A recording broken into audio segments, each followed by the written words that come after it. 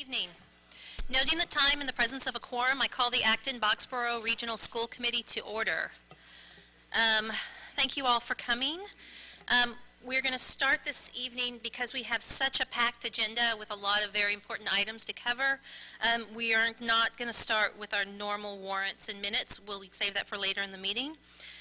Instead, we'll start with public participation.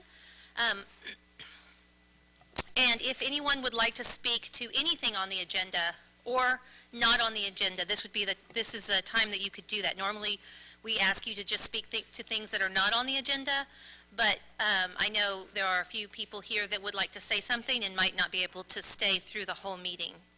So all I ask is that you please read our copy of the public participation policy and that we keep the time to 2 minutes. And maybe, I don't know, Paul, Maya will be our timekeeper. Thank you. Is there anyone that would like to speak?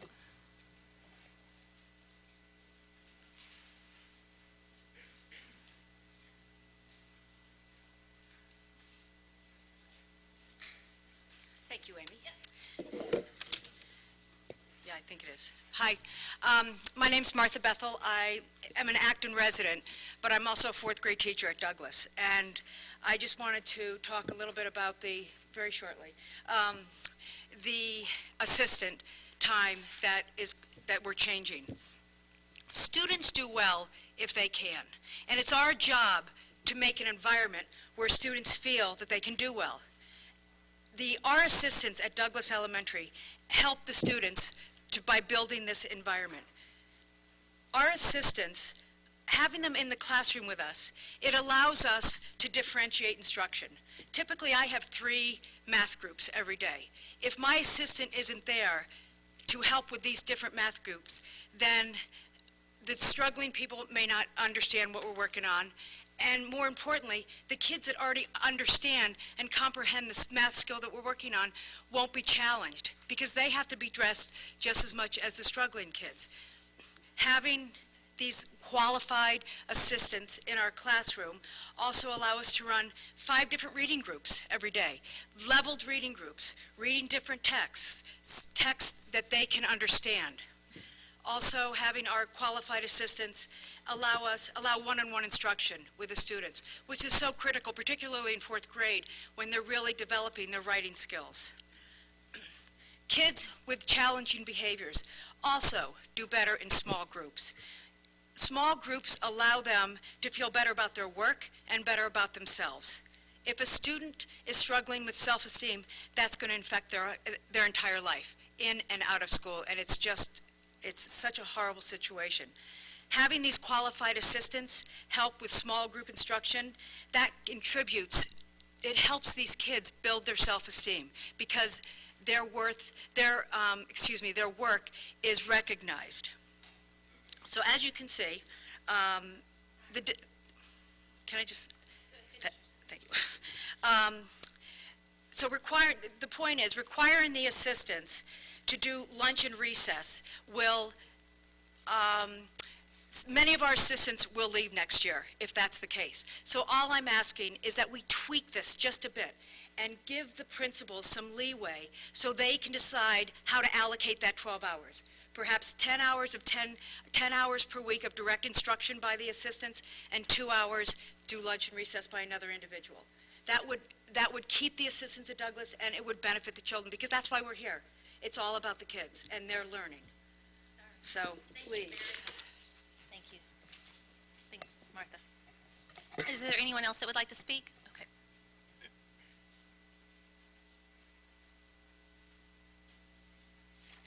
Hi, I'm Corinne Hogseth. I live in Acton. I have a question about the calendar discussion you're going to have tonight. Is this, I hate to open the whole can of worms about the holidays. Is that going to be discussed at all tonight?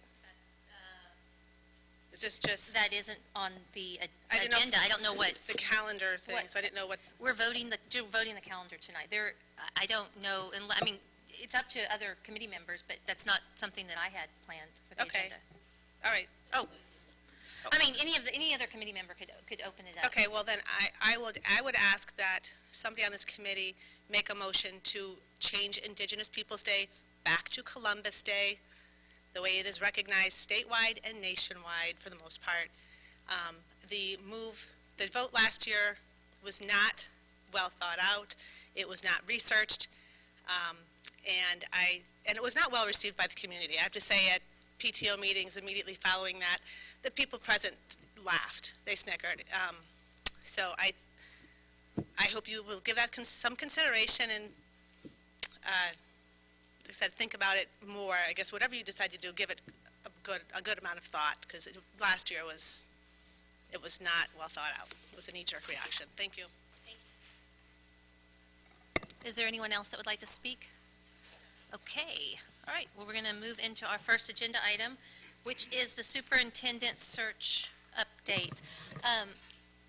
The subcommittee met, and so that is Diane, myself, and Tessa, and we came up with well, first of all, do you want to, I'm kind of jumping ahead. I'm going to let Bill jump in. Okay.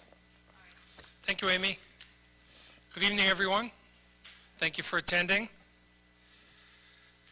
As Amy had indicated earlier, this is a very, very full agenda, and hopefully we'll work our way through the agenda in a very efficient manner. So in that regard, the superintendent search update, in your packet, there were a number of pieces of information that we wanted to, excuse me, bring to your attention. There was a copy of a press release announcing the engagement of NESDEC as the search consultant, along with some information about some parent and community focus groups. That's in your packet. Also in your packet was the announcement vacancy letter that has been published and distributed widely by NESDEC over the last couple of weeks through their network. And that's the network that they talked to you about when they were here doing the orientation, as well as their network they talked about when they were making their initial presentation. The announcement letter, you'll recall, is the final version of the draft that you reviewed at the November 20th orientation meeting. You gave direction to the working group, the screening committee working group that consists of the 3 school committee members. You also chose that night to serve on the screening committee, to take a look at that and make some additional minor edits that had been talked about here at the meeting. So that was accomplished. And again, that has been already been widely distributed by NESDEC. And then in your packet is some information about focus groups. So the working group, developed a schedule for the focus group meetings. If you'll recall, also at the November 20th meeting, you decided on 6 focus groups.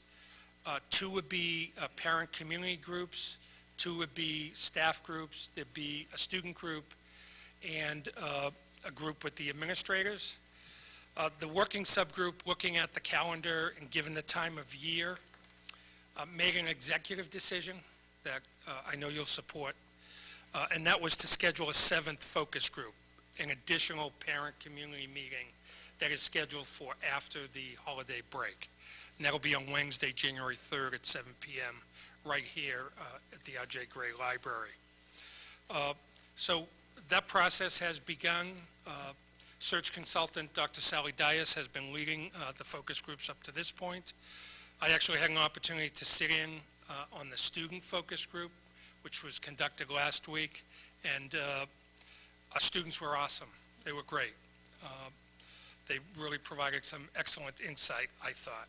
So I'm sure you'll see some of that, as well as the other contributions that have been made in the other focus groups come together in the candidate profile draft that NESDEC will be putting together as a result of this. So that's just a review of what's happened up to this point. One of the important pieces to this agenda item for you to take action on tonight is to vote on the makeup of the screening committee. And You had some conversations with both Dr. Dias and Dr. Bent again on November 20th. In the information that they provided, their recommendations were for a screening committee of about 9 to 11 people. We realized, and I believe you realized, that in a regional district with 2 communities, the screening committee really needed to be larger so that it was more representative of our various stakeholder groups. So the working group has made a recommendation, and in front of you, and that recommendation was identified and outlined in the minutes, but you have in front of you tonight a late memo which takes that information and spells it out clearly. So the working group is recommending that a search screening committee be made up of 3 school committee members, and you already decided that. So those members are Amy, Maya, Amy, Diane, and Tessa. Sorry, Maya, I put you on that committee. In addition, 2 principal/administrator representatives. Those would come from the senior leadership team. 2 teachers. 1 ACTON-BOXBOROUGH Teachers Association representative. That's a contractual obligation. 3 parents or guardians, 1 of which should be an elementary representative, 1 of which should be a junior high school representative. Sorry, the memo says school committee. That's a junior high, at least one of the 3, a junior high or high school parent guardian rep, and 1 of those 3 at least has to be from Boxborough. 2 community members, 1 from each town, and 1 member coming from the Special Education Parent Advisory Council. So perhaps the easy part tonight will be to take action and vote on the makeup of the screening committee. And there is a recommended motion for you to consider. So that's in front of you as well. And then I would suggest after you take action, you then engage in a discussion about the process of how these various stakeholder members will be chosen. I think that's important. So what we're envisioning is, once you take action tonight, an all-call communication will go out tomorrow to all the various stakeholder groups, inviting all interested parties who would like to be considered for membership on the Superintendent Search Screening Committee to submit a letter of interest detailing why they're interested, what their experience, skills, and qualities that they would bring to the process if so chosen. And the deadline for submitting a letter of interest would be Wednesday, January 4th. And the expectation is that the committee, the school committee, would determine the actual makeup of the screening committee at your next meeting, January 11th. So there are some options. I put down some options for your consideration as to how the screening committee members would be chosen. But before you get into that, my suggestion is to have a discussion about the makeup of the committee itself. Once you think you come to consensus or are ready to vote on that, I would suggest taking action, and then we can revisit, you can revisit, how those representatives will be chosen. Thank you. So are there any thoughts on the makeup of the screening committee? Yep, Bridget? I think it looks very balanced. I think the town makeup is fine, and I agree with it as presented. Okay. Anyone else? Anyone want to make a motion? Oh, you want to say? Go ahead. Well, I'll make a motion, because I was just going to echo Bridget, so I might as well just cut to the chase. I'd like to make a motion that the ABRSD Superintendent Search Screening Committee consist of 3 school committee members, 2 principal administrators, 2 teachers, 1 Acton-BOXBOROUGH Education Association representative, 3 parents or guardians, at least 1 elementary, 1 junior high school, and 1 of those from Boxborough, 2 community members, 1 from each town, and 1 special education parent council representative. Preschool is included in this group. All those in favor? Aye. Any opposed or abstentions? Thank you. So now we need to discuss, and I'll turn this over to you. Thanks, Amy. Also in the memo that you're looking at, so there certainly are other options, but I think it would be helpful to have a discussion about how these members now will be chosen. If you look in the memo, there's 2 columns, and there's on the right-hand side a column called chosen by, and there are a couple of asterisks.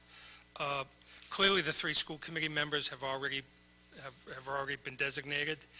I would anticipate that the Acton-BOXBOROUGH Education Association Board would designate and let the committee know who their ABA association rep will be.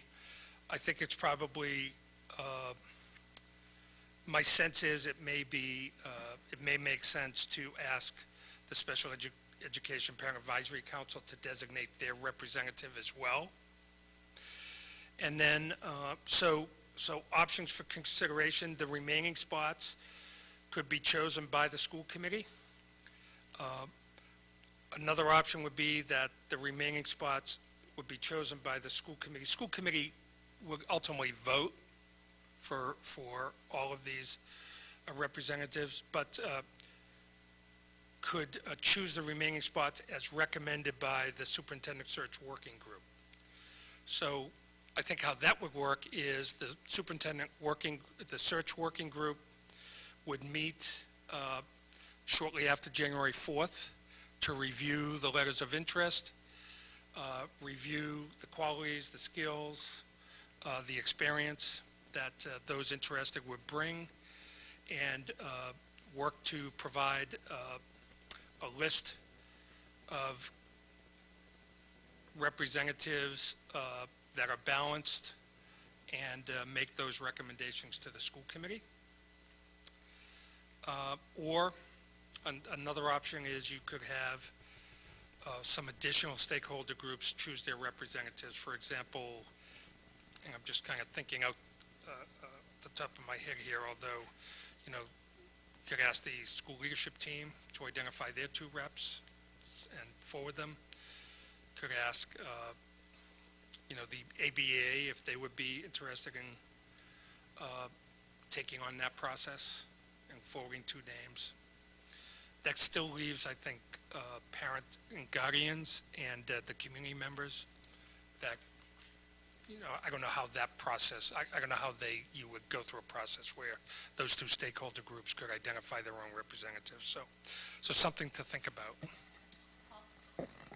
So I like the idea of the stakeholder groups offering up a designated representative. It kind of saves us the work of having to do that ourselves, and I think we might get people who are more interested in the task that way. So I'm in favor of letting the SLT and the ABEA and the SPEDPAC choose their representatives. And then for the remainders, I think I would prefer to have the search group do a review of the letters of interest and then offer up some candidates. That's my... Okay, so for the first part of what Paul said, is there anyone that has a kind of a different thought on whether to use, whether the stakeholders choose their own representation? Yes, Diane. I don't, but I wanted a point of clarification. So by senior leadership team, the SLT, is that senior leadership team, is that all the department heads, or is it just really the senior leadership team?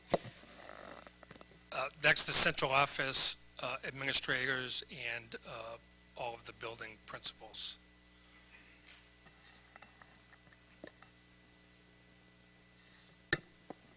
So do we have any other thoughts about just that piece of how we choose? Okay, so then let's move on to talking about the community members, choosing community members and townspeople. Tessa.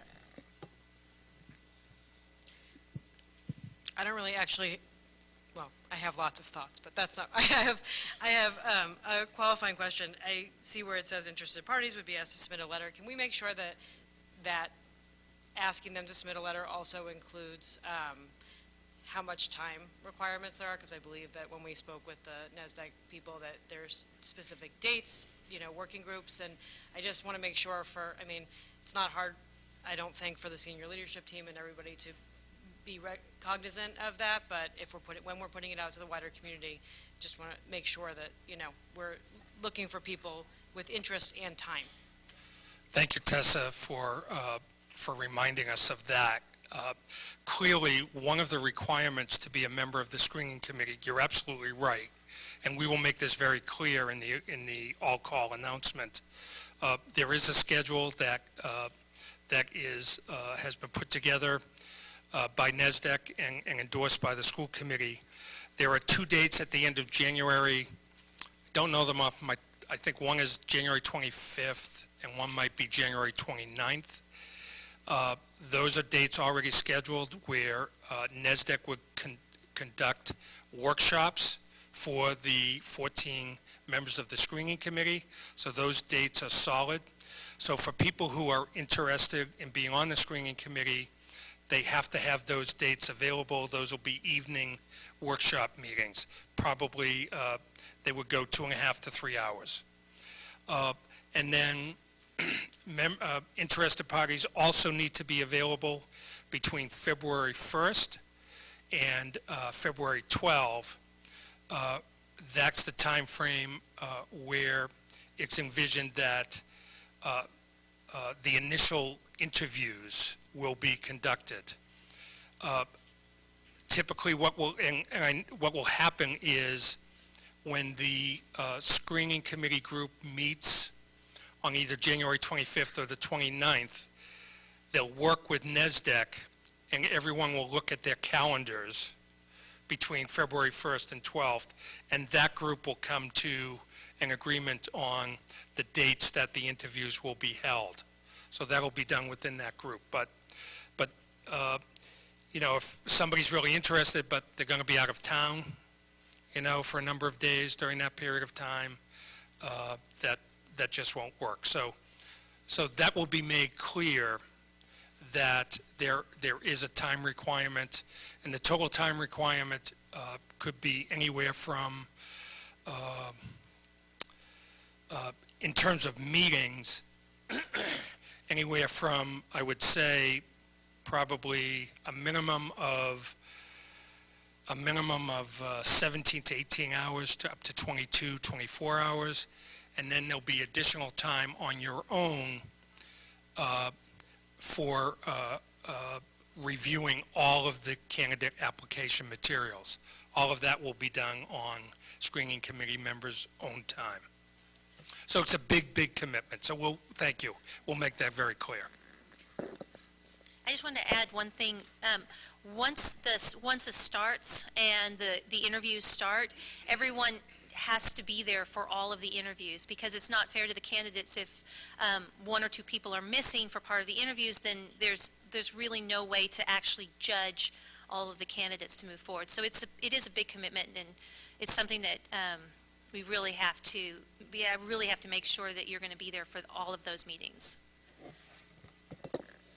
And just to make one thing clear,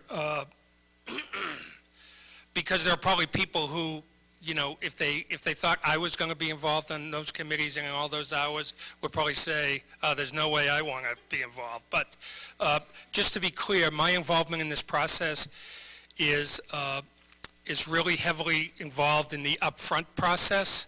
So in the organization, getting everything organized, helping the committee and working as a liaison along with Beth Petter with NESDEC.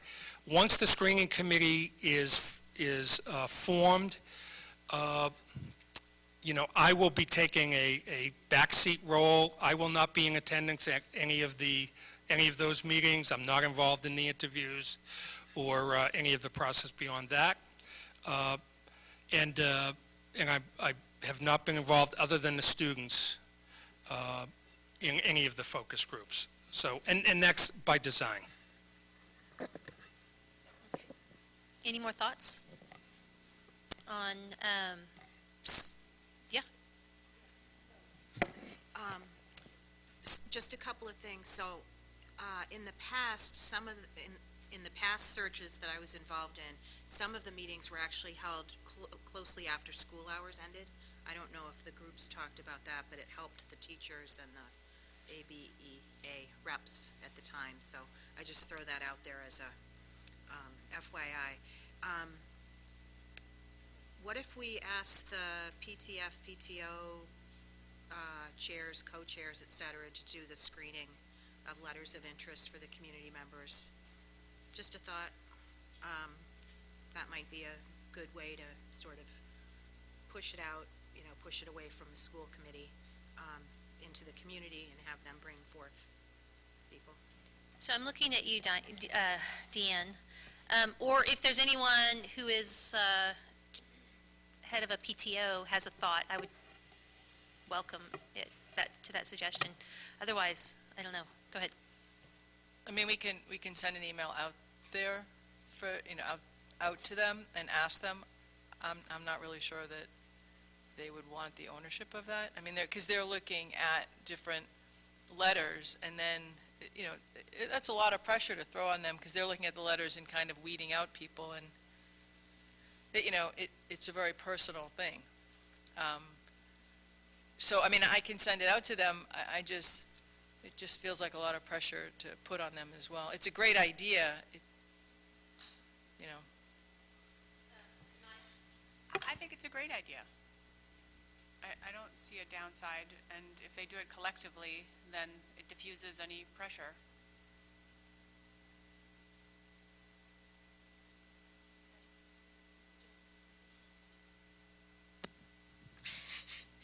Well, I was just sort of thinking about how it would actually work.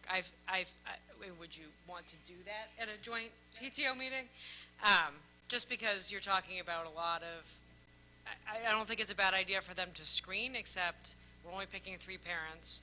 Generally, the junior high and high school reps don't go to those meetings. And then you've got 6 elementaries kind of, I don't know. And one of them has to be Boxborough. So, I mean, I don't think it's a horrible idea. I just sort of wonder how that would work in like a timely kind of. It feels messy to me. It just, I think it's a great idea, and I think it's a great way for them to get involved. I just think the PTOs feel a lot of stress at times, and yeah, I don't want it, because if you're saying 3 people, and then, you're not really saying every school has a representative, and then they have to send it. Ultimately, each school would come up, are you saying they come up with 1 person or 2 people, and then it has to go somewhere else to the final group, right, that's going to pick from that pool. So my thought wasn't to have the PTOs meet as a PTO and have a giant discussion.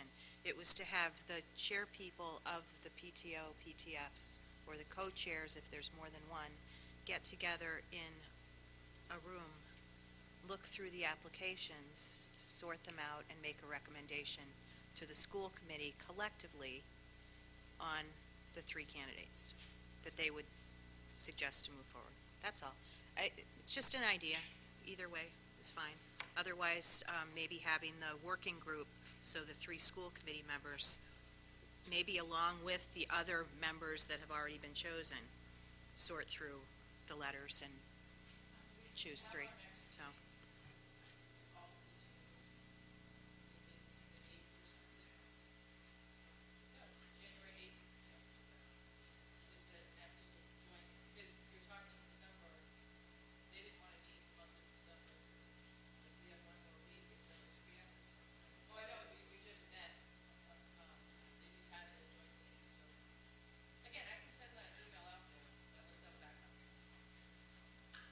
I'll send it right now. Just an observation,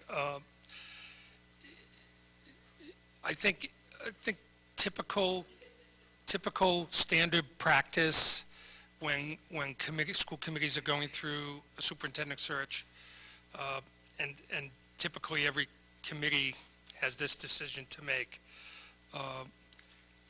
My experience has been that it's been more typical that the subcommittee, the working group, whatever you want to call it, reviews certainly parent and community member letters of interest.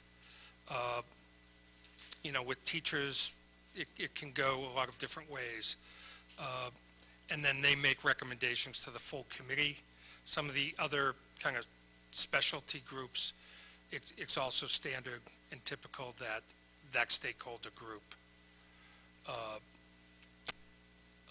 designates their representative to the committee, if that helps.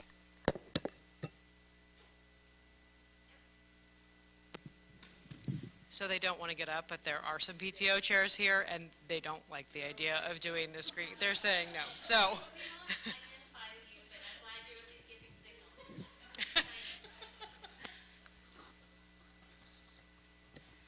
This is going to sound kind of crazy, but in previous searches, it has been suggested to put names in a hat and pick them randomly out of a hat. So that's an option that we have as well. I don't think that's a bad option at all. As long as we make sure we have the one secondary, one primary, and one member of Boxborough, then, I hope we have enough volunteers that we can pick a name out of a hat, because it's a big commitment, so, yeah. Yep.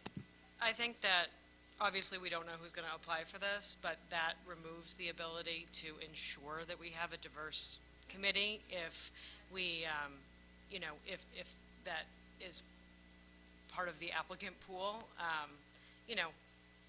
which, I don't know. I think I would feel strongly that if we had an option to kind of ensure that we have a more diverse committee, then, and I mean diverse in all ways, but men, women, different ethnic groups, whatever. I just think pulling out of a hat seems risky. So let me ask this question to the committee. Considering that we don't know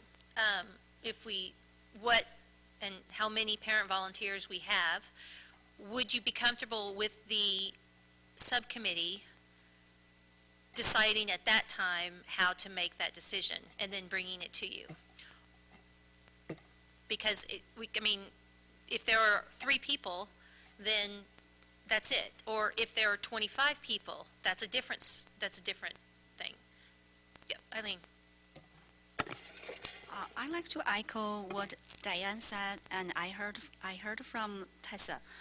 I think if we have just like what you said, have 3 people, that will be fine. But however, we can make 3 different pools if we have more than 5 or 6, or like 6 maybe elementary parents, 5 high school, junior high, parents, or several of our parents from Boxborough. So that's 3 pools. So just to pick from 3 pools, that would be nice, right? I guess so. My question is, are you comfortable with the subcommittee making that decision after we actually see the number of people, or would you prefer that you give us a firm directive right now? How to pick how to pick, or would you like to give us a very directed, no, this is exactly how I want you to pick them? Yep. Mary. I am very comfortable with the screening committee or screening working group selecting, but I don't think it should be out of a hat, because I agree with Tessa. I think you should look at what pool you have in front of you and see what experiences, talents, diversity the people bring, and try to get a range of those characteristics on your screening committee. So I'd rather you look and see what you have and then decide. Okay. So I'm going to move us forward, but, because it looks like I'm not seeing a lot of dissenting voices, hearing a lot. Okay. And we don't vote on this, correct? It appears that there's consensus, so we'll just move forward. Okay. There were a couple other things. That the minutes of the subcommittee meeting are on our website under AB School, and the AB School website under Superintendent search. But most importantly to the community, more importantly I think, is that there is a survey that will be out by noon on December the 20th. Is that correct? That's what's listed here. It's out, but will it be out to the entire community? Oh, it's open until? Oh, it's open now. And it is also on our website. And it's on the homepage, is that correct? It's right on the homepage. So if you go to AB School, so that's a survey. If you can't make it to one of the focus groups, or even if you can, that's a great place to just go in and have some input on what you're looking for in a superintendent. Yes? And Bill said there's a focus group January 4th at 7 p.m. here, but there's another one Monday, December 18th here as well. So just so folks know that. I'm sorry, Mary, I thought we had already gone beyond December 18th. I guess that was just wishful thinking. I was looking at Thank December you. 20th instead. All right, well, let's move forward into item number 5, school start times recommendation. And I'm going to give it to you. Maria and I are going to go up to the, I just need to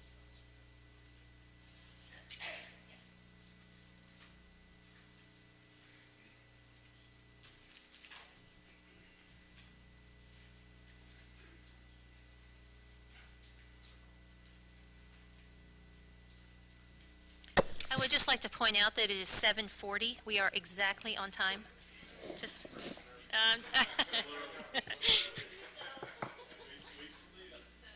keep it up. Let's keep it up. I'll just quickly start. Marie and I will make a brief presentation, but want to remind you that there was a memo in your packet that outlined our final start times recommendation for your consideration.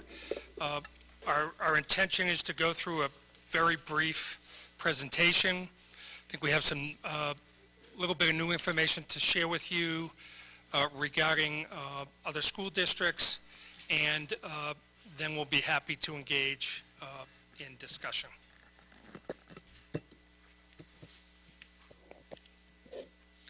Good evening, everybody.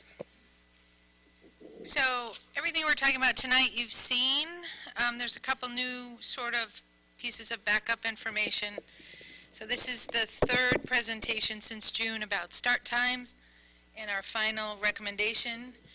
This slide talks a little bit about the background. So in the 15-16 school year, the Wellness Committee, the district-wide Wellness Committee, studied sleep and start times and did an extensive report. At the end of that year, they recommended that the district seriously consider changing junior high and high school start times to later. Then in last year, 16-17, so that was 15-16, 16-17, we did an extensive transportation study, and there was a report on single-tier busing and start time options. And then we had a start time committee that year as well. And in June of 2017, there was the report from the start time committee with some recommendations. We have all the research, the links to the research, and then presentation in June, pretty much the same presentation in October. And to remind you, the survey that was held last spring actually 2,700 responses, families and staff, and we were looking at 4 options, 2 with single-tier busing, 2 with multi-tier, and all the detailed analysis of those surveys was in the June and the October packet. But the bottom line was there was 56%, so it was fairly evenly split. in the overall survey results between the 8 o'clock junior high school start and the 8:30 junior high school start. The overwhelming feedback was in support of single-tier busing, and from staff at the junior high and high school, 72% of them preferred 8 o'clock to 8:30. Now, the research, the recommendation from the American Academy of Pediatrics is 8:30, and so we set about really looking at the research and options and making a strong recommendation. So the single-tier busing, this slide we had in both June and October. So the funding model is, the total cost is $750,000 to move all the elementary schools to a single schedule. There's a lot of benefit to having all the elementary schools on a single schedule. One of those benefits is that we could, it makes it much more palatable to change the junior high and high school start times when you have a total of 2 schedules, one for secondary, one for elementary, versus 3 schedules, which is what we have now. We do have, as a region, state reimbursement for transportation. That's Chapter 71, and it's fairly significant. So it's a formula. It's 70% of costs based on ridership. So it actually works out to be 70% of roughly 70%. So it's around 50% of our total costs in transportation. So through the study, we're estimating the cost of single tier to be $750,000, and almost half of that, roughly half of that, will be reimbursed by the state. But the first year, that doesn't happen because the reimbursement is based on the previous year's expenses. So the funding model we came up with was to use one-time funding from E&D, which is the district's reserve fund, and to build the part of the budget that would go forward in multiple years into the budget over 2 years. So in the FY19 budget, which is next year's budget that you're going to hear about later tonight, we're talking about using one-time reserves of $570,000 and $180,000 in the operating budget. So increasing the actual operating budget by $180,000. In the next year's budget, we would increase the operating budget by $192,000, and then we would have it built into the budget going forward. In addition to this, we've been working through all the operational issues related to single-tier busing. And we did a simulation on Election Day, so no school, and we had all the buses run and ran simulations, and that was actually quite successful. So what we learned from that is that our estimates are in line with what we think will really happen with the routes that we ran, the length of time, and so on. Now, obviously, it's not 100% simulation because we didn't have all the kids on the buses and so on. But we're feeling pretty confident. We've continued to work with the transportation consultant, and the routes look like they're going to work pretty well within the time constraints that we have. Lots of considerations. We've been working with the principals and central office and so on. We had a meeting with principals and superintendents from DCL, from our athletic league, and they brought in 3 or 4 districts who have made changes to start times, and that was really valuable and interesting, and they talked about everything that they did and what worked well. They all said they wouldn't go back, that it was well worth it. We heard sort of the things that were difficult, the things that worked well. And again, we further reviewed the research, the feedback, the surveys, and so on. So the recommended option that we had last time, we're bringing forward again. It's still our recommended option. There's one slight change to it now that we've done the simulated transportation model. We also looked further at the option of having the high school start at 8:30. So these two models here, we are still recommending the top option, which is the high school 8:07, ending at 2:47. That's 44 minutes later than what we have now. The junior high would run from 8 to 2:36, and the elementary, all 6 schools, would run 8:50 to 3:20. The exact same recommendation we brought to you before. Elementary is 5 minutes earlier than what we proposed in October, because now that we've simulated the buses, we believe we can meet that, that requirement. So it's a little bit better for the elementary. We did look more closely at the high school starting at 8:30 and ending at 3:10, the junior high starting at 8:39 and ending at 3:15, and flipping the elementary to 7:50 to 2:20. So now I'm going to turn over to Bill, and he's going to talk more about the pros and cons of those models. Thank you, Marie. Just one last comment on this slide. We really took a lot of time to look at this option, and what happens is we're still very much struggling with the end time of the day and what that would mean, what that could potentially mean to all of our co-curricular and extracurricular activities, most especially given where, as one point of reference, all of our dual county league teams, members are at right now, and we'll go over that in more detail.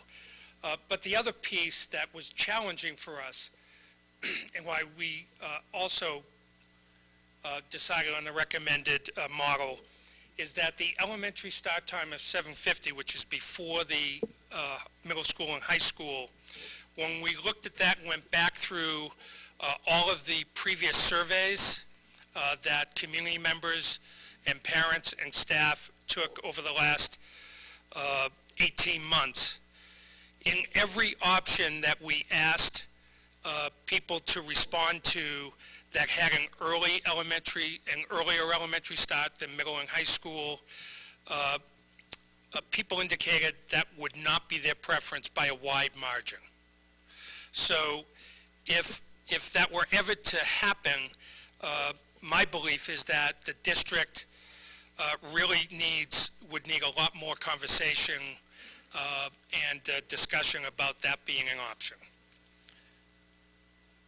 So part of our consideration, we are in the district, we're constrained somewhat by the use of fields and by the use of indoor facilities, gymnasiums, etc., for our extracurricular athletic programming.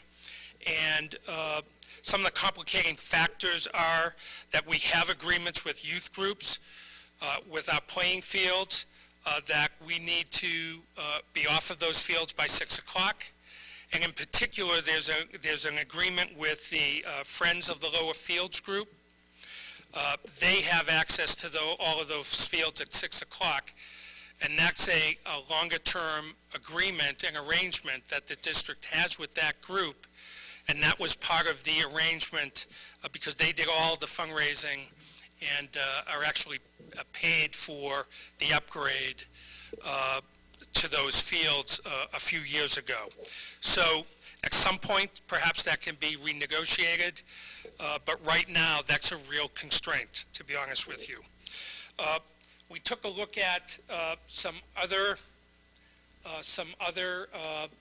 schools,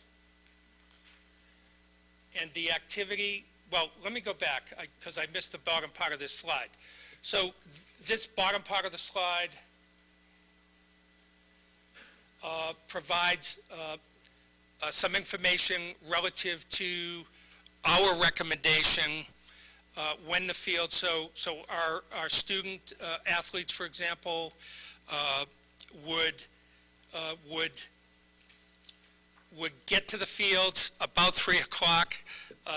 That's a pretty quick transition from 2:47, and you'd see between the top two, even with the 2:47 school ending time, there would be some loss given the constraints I talked about earlier in the use of field space. Looking at some other districts, schools that are not in the Dual County League, Duxbury, Sharon, and Ashland, you see some information here which shows that they have made a change in their high school start time. Two of them back to 2011, one more recently, and they're between 8 and 8:30, and that's interesting. And one thing I'm going to note and highlight on the next slide, but I'll give you a preview. If you look at this data, it's important to note not only the new high school, not only the new start time, the changing start time, but the end time. And then further, look at the other column, which tells the length of the school day. So it's 6 hours and 27 minutes, etc. That's an important consideration as well. So one of the things that we did and have done just recently is that the Middlesex League, which is made up of 12 communities in Greater Boston, a number of these schools that we compare ourselves to, as a group, as a block, about 2 years ago, they made a commitment to each other that over a 2-year period, they would look at the data, they would look at going through a process of changing their school start times to somewhere between 8 and 8:30.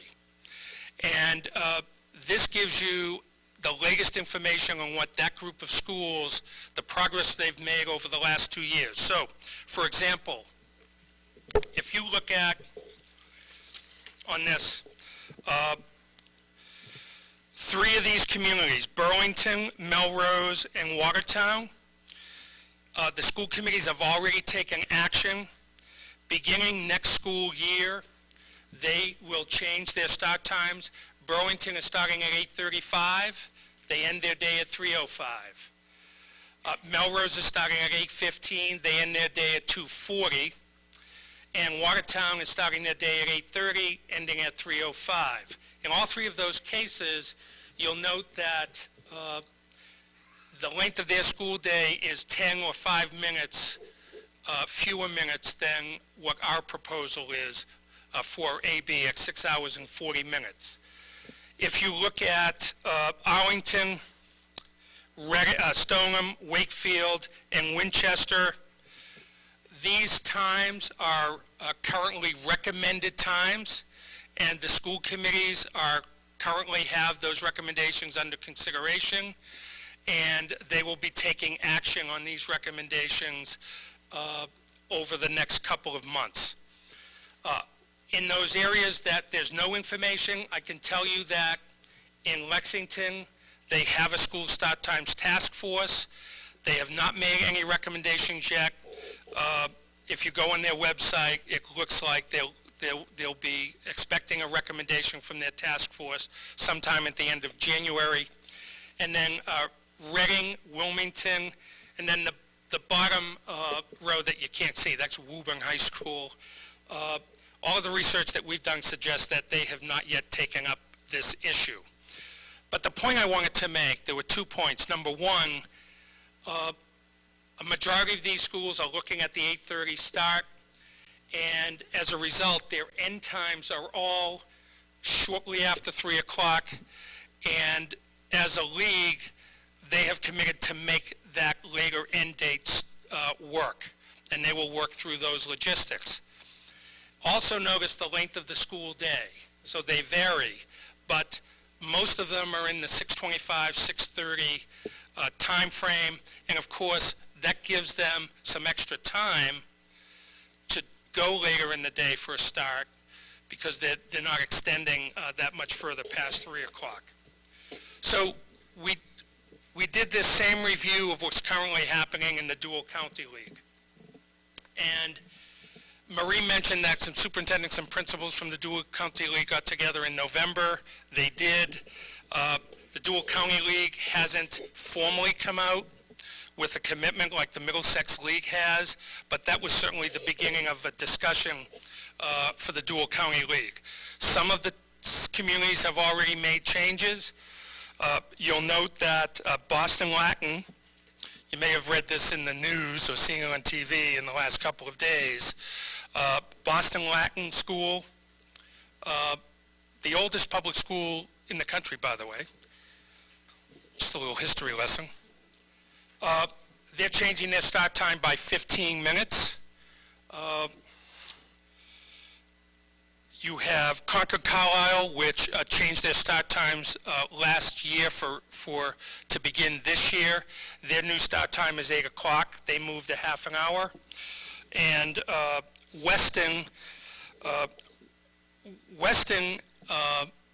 had a schedule that was 7 hours and 50 minutes. That's still their current schedule.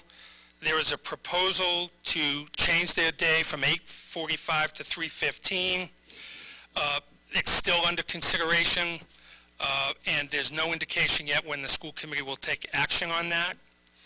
And then you have Wayland. Wayland came out at the end of October with a recommendation to do a 2-year phase-in to change their start time. And in year one, which would have been 2018, they were going to, and it's not up there,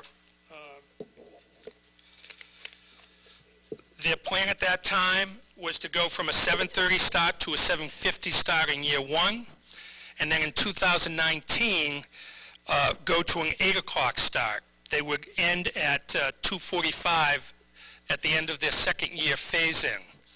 Just recently, in the last week, at their school committee meeting, the superintendent made a third recommendation, and the recommendation was basically, I've changed my mind.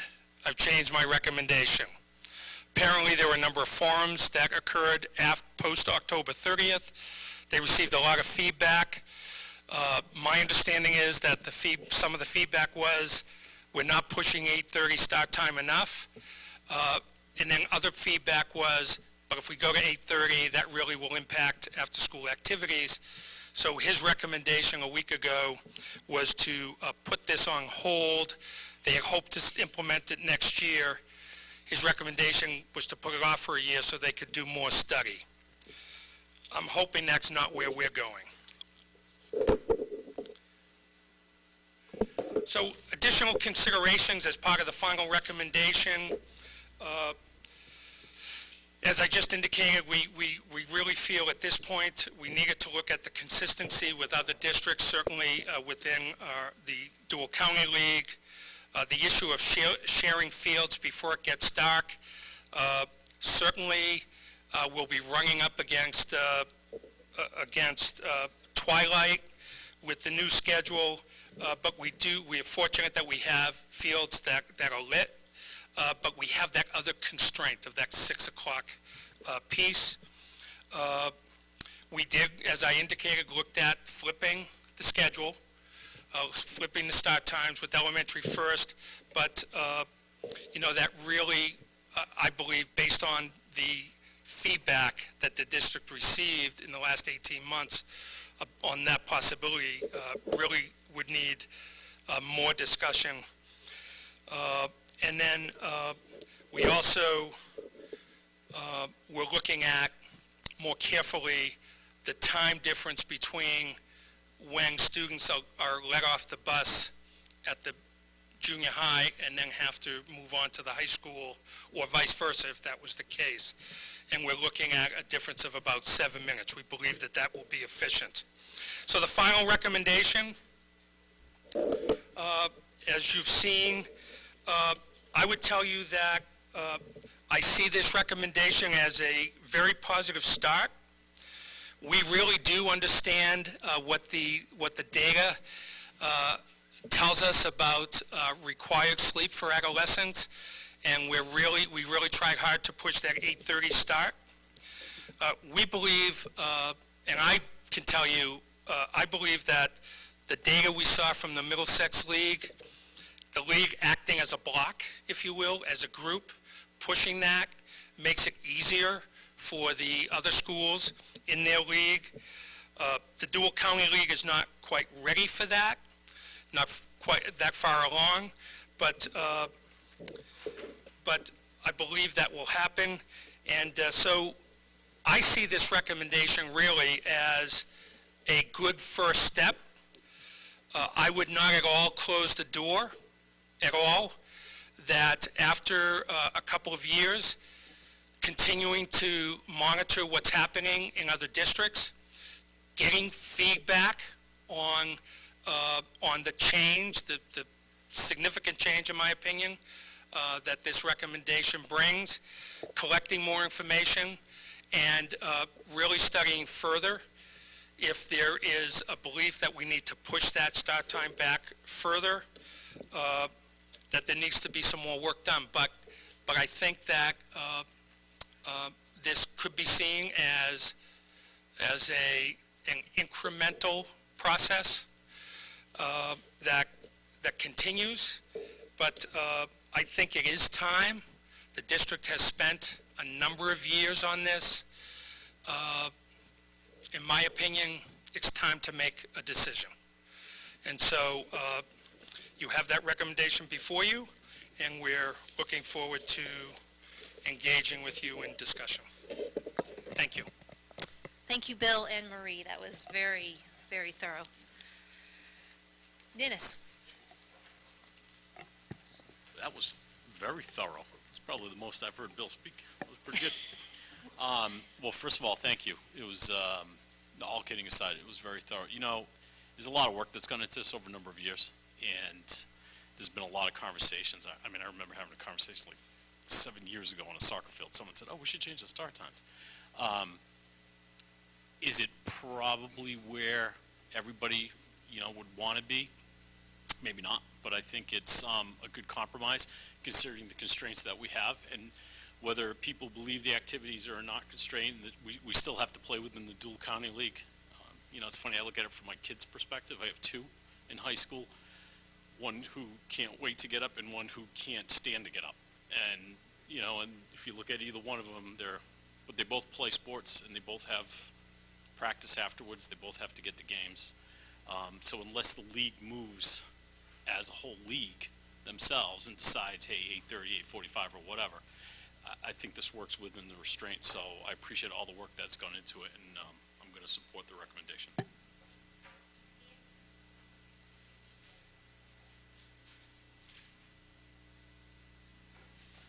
Sorry. I wanted to clap at the end. So thank you very much for the recommendation. I really liked what you said at the end about it being a first step, because right now the high school's evaluating their schedule. Because one thing you didn't mention was you were talking about the other school districts being 6 hours and 30 minutes or whatever. I think ours is 6:50. So, and that's one thing I think the high school needs to start taking into account is the length of our day, because we are a bit longer than the other, you know, I know the 45-minute lunch, all that. So I look at this as a first step, and then, you know, I really hope that we put it down as a checklist, like in 2 years or 3 years, this gets evaluated again after the high school schedule has been changed, and hopefully reduced back down to 6:30, and we can look at going towards what Weston has, you know, an 8:30 start time, or what the national recommendation is. And who knows, maybe in 3 years, 2 years, that recommendation is going to have changed anyways. So I want to put that out there, that this is just the first phase. The other thing is, and I know we hear the argument, with these times, I do, and again, in that next phase, I've seen schools, and it's not just in Massachusetts, but in other towns, that do have the elementary before the high school.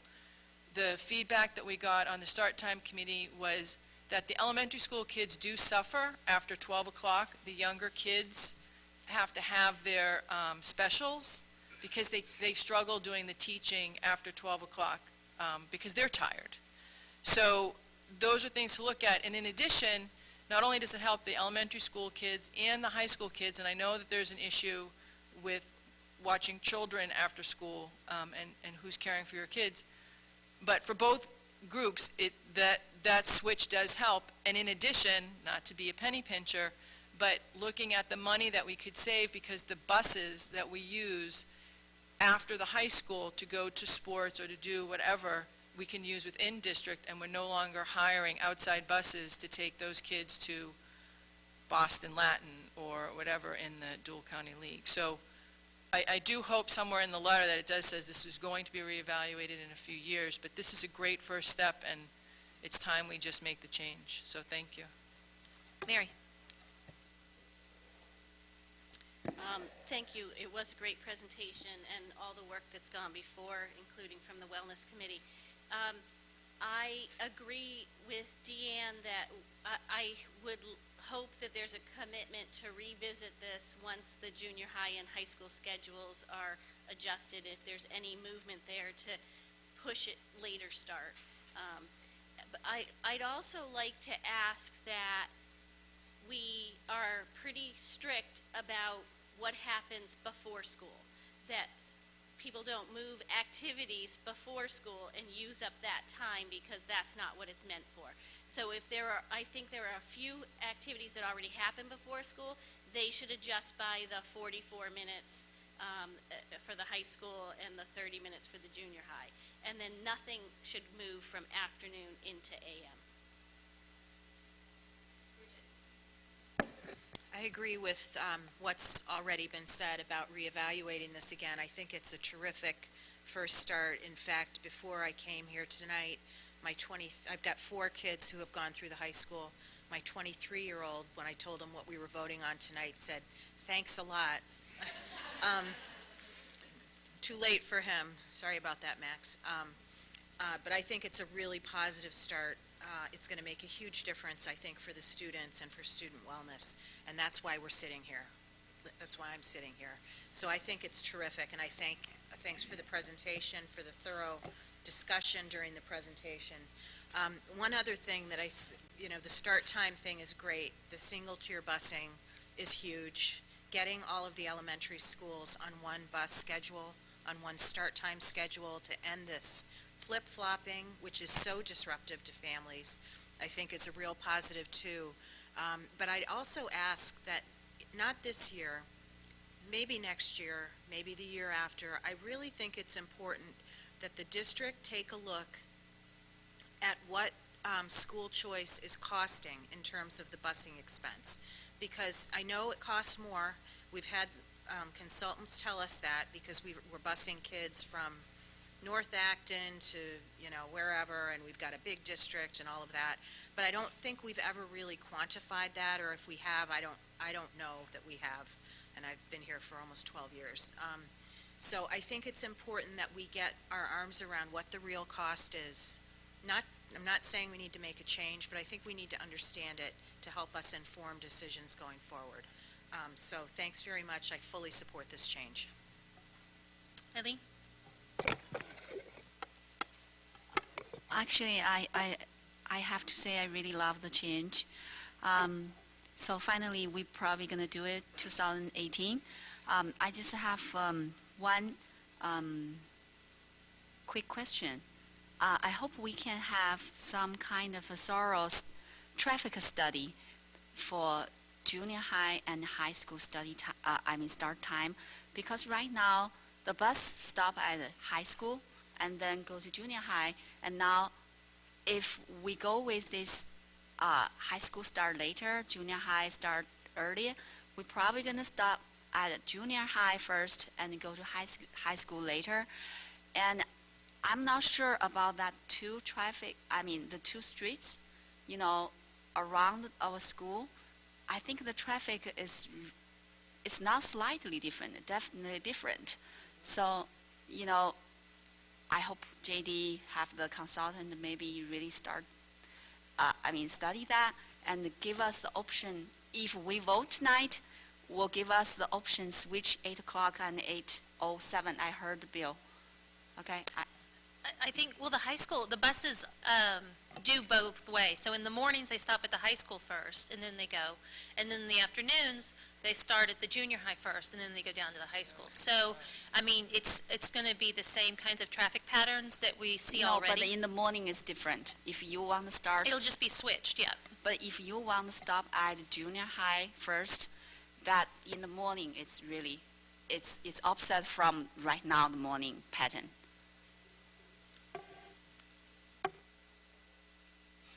No, thank you, Eileen. I think you make a good point. And part of moving forward, should this recommendation move forward, we still have a lot of planning over the course of the next 8 months and logistics work to continue to do to firm up. And looking at the traffic pattern and if there's any ways we can make that more efficient makes a lot of sense. And so we definitely will do that. We'll do 2 more, and then hopefully move forward. Go ahead. Diane? So, a couple of things. One of the reasons why Wayland held this up is because they had Judith Owens, who's a director of sleep medicine at Boston Children's, out to their school committee, and she really pushed 8:30. So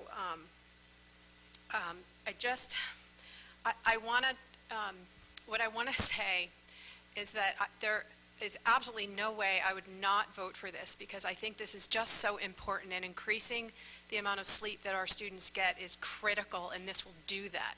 And that is why I will vote for this.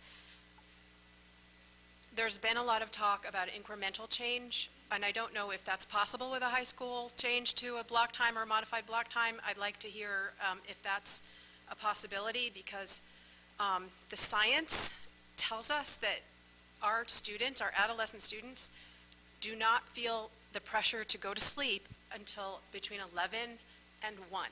And they need an average of between 8 and 10 hours. Let's shoot for 9, 9.5. So right now, an adolescent who goes to sleep at 11 and wakes up, well, right now my daughter's waking up 6:30. She's at a 2-hour sleep deficit every single day. And she's like a poster child for why we need to change our start times. And trying to get her up is like trying to wake her up at 3 o'clock in the morning. Trying to wake me up at 3 o'clock in the morning. It feels that way to her according to the science. So changing the start time would reduce that deficit by an hour. That's great. But I would like to see more. So I'm going to vote for this because there is absolutely no benefit to keeping the start time as it is. But I really do feel very strongly that if it's all possible to do this with a modified schedule at the high school, which would have minimal impact in terms of not having to change the elementary and all that stuff. In future years, I would say absolutely we need to look at that. I'm just going to jump in. I know I said 2 more. I completely agree with you, everything you just said. Absolutely. Paul? I'm ready to make a motion. All right, go for it. That the start time of the 2018-2019 school year at the ABRSD adopt the same school start times for all 6 elementary schools by going to a single-tier elementary level bus routing system, and that the starting times of all the schools be adjusted based on the following model. High school operates from 8:07 a.m. to 2:47 p.m., the junior high from 8 a.m. to 2:36 p.m., and all elementary schools from 8:50 to 3:20 p.m. Is there any more discussion, or did you want to say something? Sorry. Did you want to say something? I don't want to cut you off if you wanted to speak. Oh, okay, no worries. No, I just didn't want to cut you off. Okay, so, okay, well, please come forward.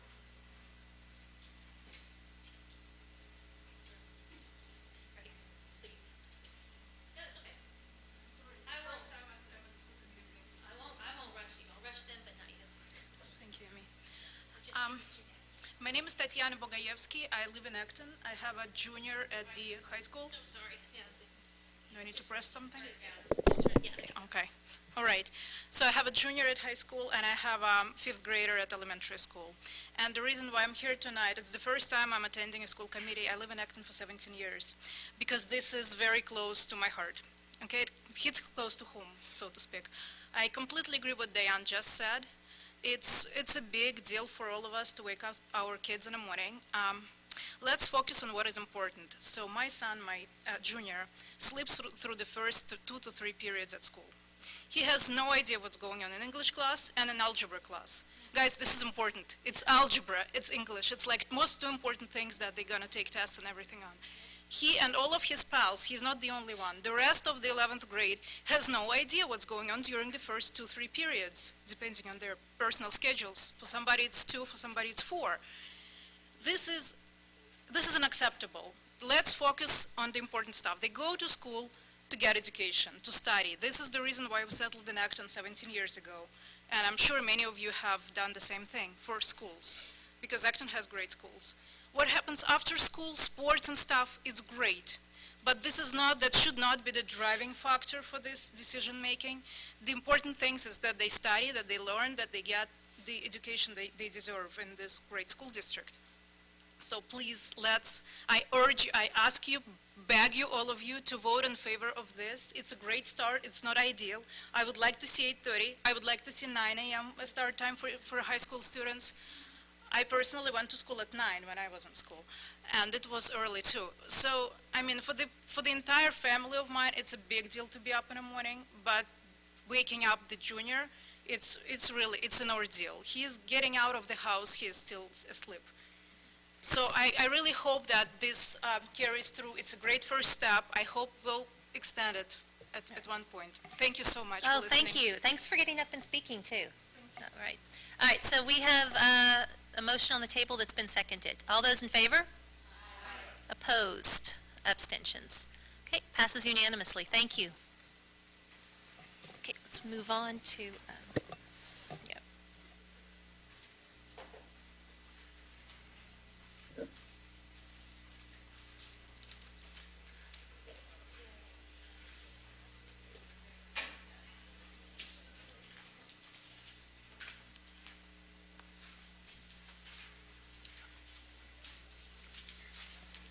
So we're just going to move on to the next item, item 6, before and after school funding.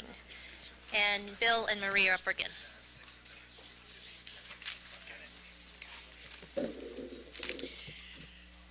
Okay. That was a long time coming. Need to take a deep breath. All right, next we're going to talk about before and after school funding. Bill and I are going to share this presentation as well. Again,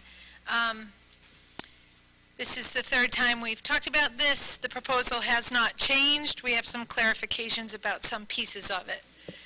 So a little bit of background.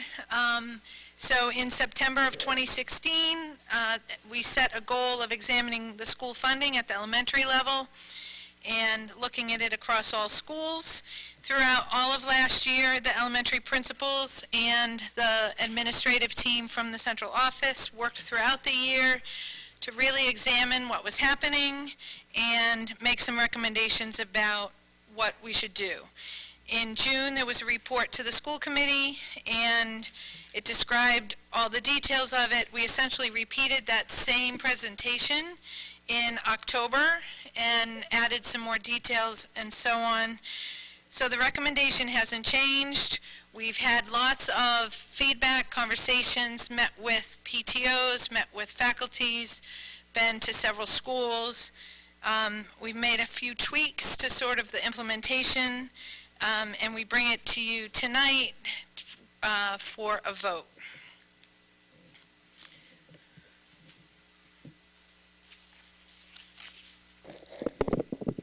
So what I've learned going through this process, having come in after it started, was that there have been some assumptions made and questioned in terms of what this really means, especially to some before and after school programs in other schools, and especially to programs that community education now doesn't supervise. So what I want to do is be clear and be very firm in our commitment in making this kind of a change, and to assure you that our intention is not to throw the baby out with the bathwater, so to speak. So there have been a number of concerns that we've heard, but I want to be clear, extended day programs will continue to be available in each elementary school building and the admin building. So this is not a change where whatever community ed is offering right now in their locations, that's going to be it. That is not the case. And then, more importantly, a couple of examples. The programs will be run the same as they are running now. And a big question has been the Douglas drop-in, which is by all accounts a very, very successful program. And it's organized in a fairly unique way. So our commitment is that the drop-in program will be available as it is, will be available the way it is now. We're not changing that. And that not only at Douglas but at the other schools, staff in each program will be given the opportunity to stay working in their school program, and we really hope that they will do so.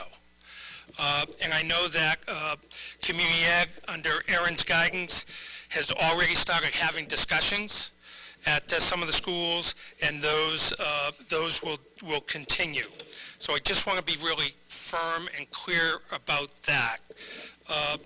I see this as the only change I think that you'll see is, in the end, and I don't mean this in a snarky way at all. The only difference is who you'll make the check out to.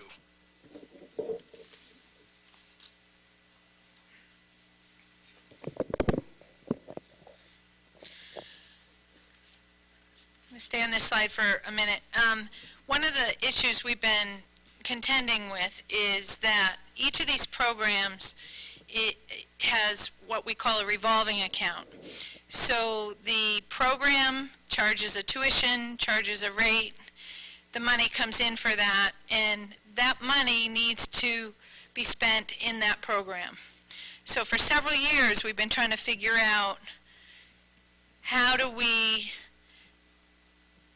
fund the assistants during the day that are so important to each of the school communities and keep the programs vibrant and keep within the rules around revolving accounts. And so one of the things that this change does is, by having it all under one umbrella, we're no longer moving money around and so on and so forth. What we're doing is we're budgeting for the assistants. So the appropriated budget will have the money in it going forward for all the assistants that work during the day that were previously paid for from these before and after school programs by school. The before and after school programs are going to be run, and any money with those programs is going to pay for utilities for those programs, space and utilities. And so that makes everything run very cleanly and within all the rules related to revolving accounts. So now that if we make this change, we have it all set up, now we're going to have money in the appropriated budget, and we're not adding to the budget because we're literally decreasing what we're spending on utilities in the budget, and we're increasing what we're spending on assistance in the budget. We're going to make that change, and going forward it's going to stay that way. We can decrease what we're spending for utilities because ComEd is going to pay for those utilities. We're increasing what we're spending on assistance because we made that trade in the budget.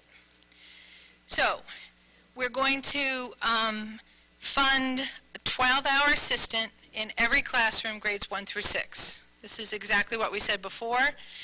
Kindergartens have full-time assistants already, so that is separate from this. So every classroom will have a 12-hour assistant.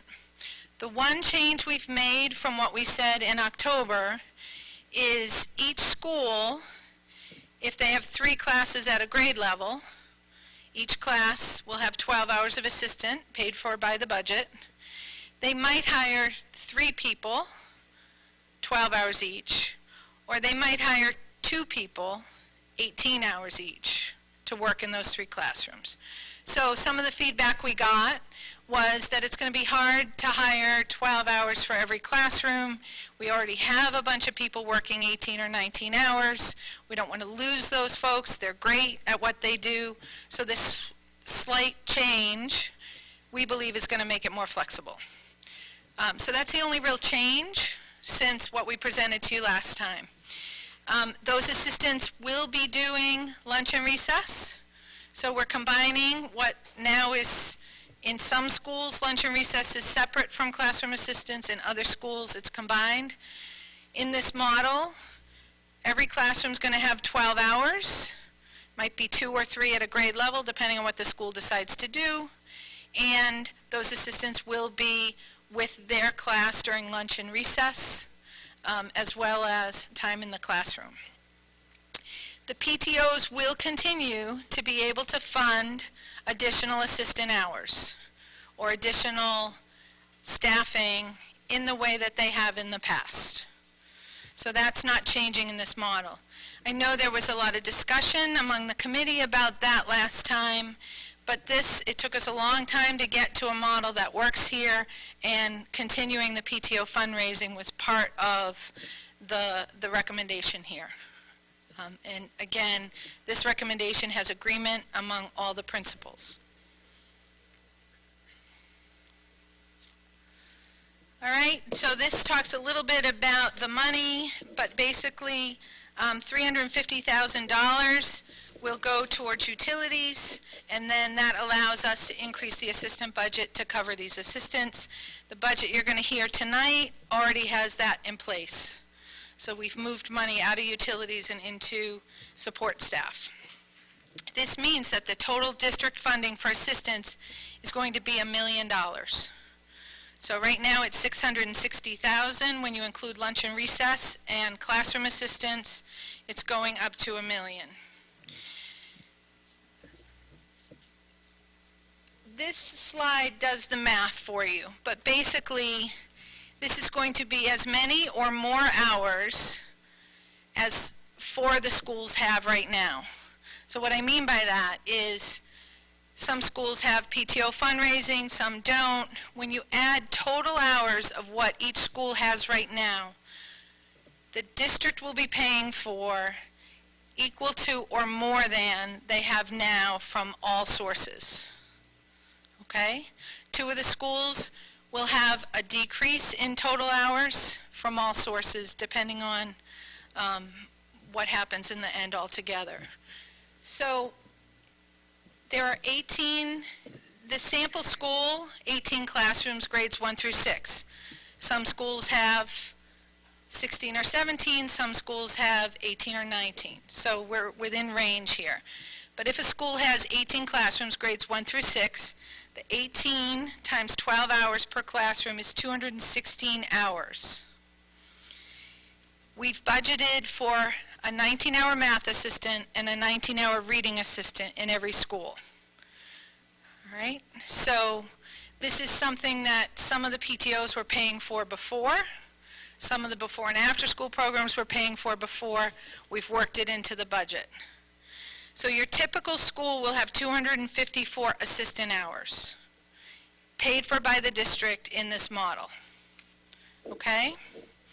If we go back to the same chart we've been looking at through this whole process, and you look at the total hours, and these are last year's hours. I didn't want to change the numbers midstream in this conversation. So this is the same chart we looked at in June, we looked at in February, and so on. So the district is now paying for 254 hours. If you look down the right-hand column, the total hours there are total from all sources, including those that have some PTO funding. All right, so it's at or above or very close to what 4 of the schools have total even if they have PTO hours added, if that makes any sense. So that's part of the target we were trying to hit. Now, if PTOs give anything, what they give is in addition to 254 hours. Okay? All right. Bill? Thank you, Marie. So moving forward, next steps, we're asking the school committee tonight to take action on this recommendation. I already indicated earlier that community education staff have already started working with the school groups, talking about next year, learning about their programs, etc. And that is important, and that work started in anticipation of moving forward, because we want to be in a position where families can enroll in before and after school programs sometime in February. Thank you. Okay, thank you. Dennis? Thank you very much. So we have 6 revolving accounts right now? Or 5? We have 6? Okay. So as of June 30, what happens to those revolving accounts? Good question, Mr. Bruce. So the way that the system has worked is the money is earned one year to pay for the assistance for the next year. So we've calculated how much that's going to be, and each school is going to be responsible for contributing. It's essentially $65,000 per school for next year's assistance. So we're going to hold that money to pay for next year's assistance so that next year's programs earn the money for the following year. And then if there's anything beyond that in any of the individual schools' revolving accounts, those schools can continue to use that money over the next couple years for their priorities. So at the beginning of this meeting, I heard an objection. I thought I was. So at the beginning of this meeting, I heard an objection to having assistants be required to serve lunch and recess duty. Is that issue a new issue tonight, or is this an issue that has been discussed and is been baked into the agreement? So it is something we've heard different feedback from different schools, mostly from faculty, and we've had those conversations with principals and faculty and so on. Is it new tonight? It certainly, the leadership team, we talked about it quite a bit last spring and in the fall. Some schools have been doing it all along that way, other schools haven't, and it's a change and a transition, and so one of the worries was if you had all 12 hours that it might not work that well, so the idea that there could be 2 18 hours at a grade level is one way to help make it work. So it's, some of the schools have never tried it, and there's some anxiety around that from some of the staff members. But we're confident that it will work well, and the principals are working with staff to help that be successful. But it is part of the agreement.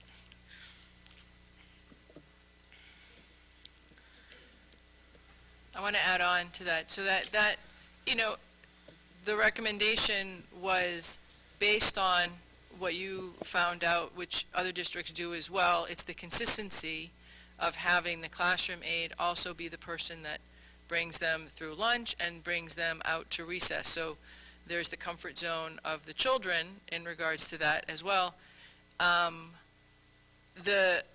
You know, some of the concerns that we've heard are because I guess the 12 hours get reduced, right? So there's 2 hours less in the classroom, right? Because they're focused on lunch and recess, as well as the concern that some people might not want that job as an assistant because they don't want to do lunch and recess. So, and I think all those issues for some schools are new, and other schools it's not, and for the ones that are new are going to have to try it and give it a try and see how it goes, and it's going to be a difficult transition. But it is something that, from what I understand, isn't uncommon, and it's pretty common in other schools, other districts as well. So I've gone back and forth on this, and I've talked to PTOs, to Marie and Bill, who've been great, really trying to work out the concerns that a lot of parents have and anxiety, because it's a huge change for some schools, and it's a huge increase for other schools. So there's positives and negatives. I have to say, after the last joint meeting and stuff like that with the PTOs, it's going to be interesting to go into the next year with this. I think it is best for our district to move forward with something like this. You've heard my concerns in regards to it. When it comes to assistant hours, I'm interested to see how the schools work it out to get their assistants in the classroom based on their school needs, and hopefully not burdening, because the biggest thing is that we don't want it to fall back on the PTOs, because all this started. And I understand when you said it's going into the budget now, so that this is all part of the budget. That's not necessarily a good thing in my mind, because the reason our assistants started being paid by the PTO was it was in the budget, and then it started, when we have to decrease, that was one of the first line items that got decreased, and thus you ended up having PTO starting to fund what they knew, and then each year it's just increased. I think it's the way to go right now, and I think we just really need to work with the schools and make sure that parents aren't feeling the burden of it, and just figure that out. But I definitely think this is a positive direction for the district. I appreciate very much that the programs are not intended to change, and that it can be what the parents have come to know and love. But on the assistant side, it's really not our purview to decide how you use your assistants. It's our purview to decide the money side of it, so that if mid-year you find out it's not quite working exactly as you planned, the administration can change that, and without any input from us. So I think that, and that's what I trust the administration to do, is to watch how it's operating and adjust if things aren't working well. So I think this is a good move.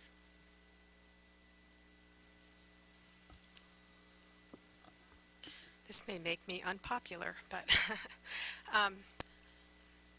I do appreciate there is a very long-standing tradition of providing assistance to teachers.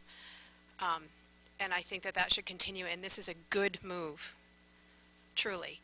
But does anybody else think spending $1 million on uncertified staff in classrooms is crazy? Can you unpack that number a little bit? Is that just teaching assistants, or is that paras and teaching assistants and the math and reading specialists who are certified?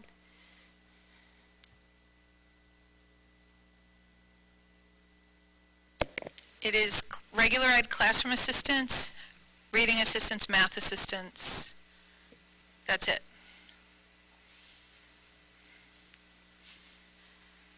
Okay, that's a lot of teachers, so, but I will say that I will support this, because I do think it is a good move, but that is just a giant amount of money for this type of thing.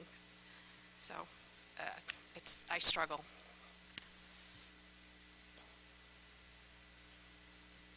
If there's no, go ahead, Dennis. No, I'm just going to say that, we tried to tackle this with Steve, 6 years ago? And 2011. yeah, it wasn't exactly the best meeting I've ever attended. But the difference now, from what I understand, is that the principals are on board with it, and we still give them some flexibility, correct? And so I'm not going to try to cut off the debate, but I want to put a motion up on the table. Okay? So I move that the extended day programs will continue to be available in each elementary school building and the administration building, and beginning with the 2018-2019 school year, community education will administer these programs. Is there any more discussion? Yeah, someone from the audience. Go ahead. You come up when you're ready. Yeah, please.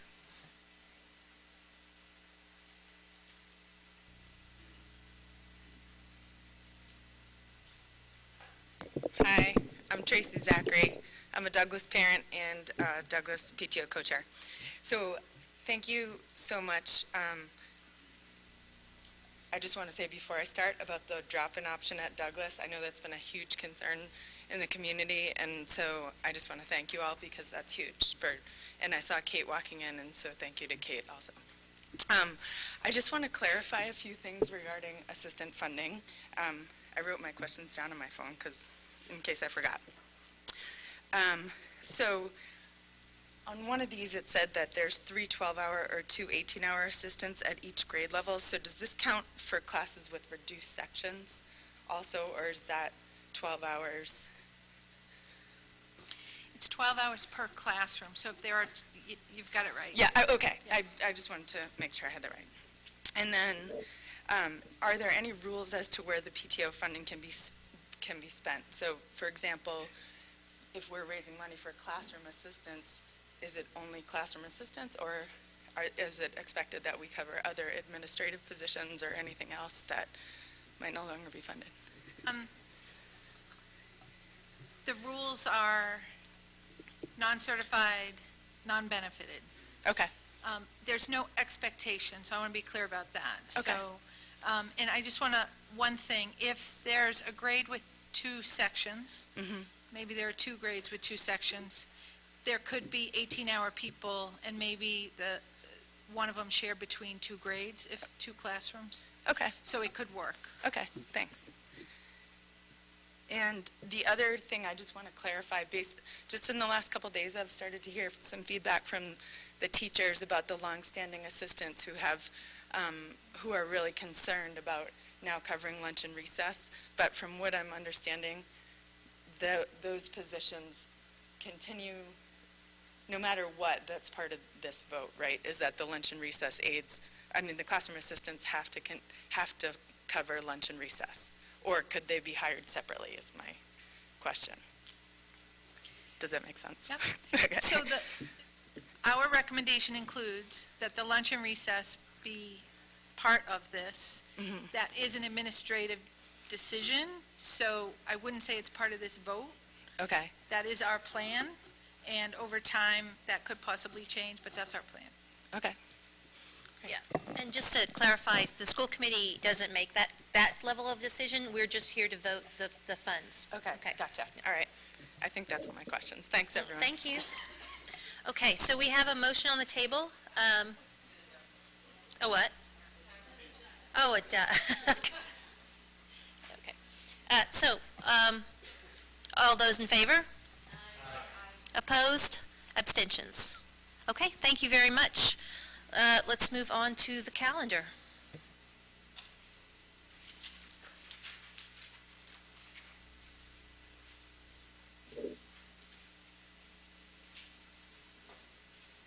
And I just wanted to point out that we're 10 minutes ahead of schedule.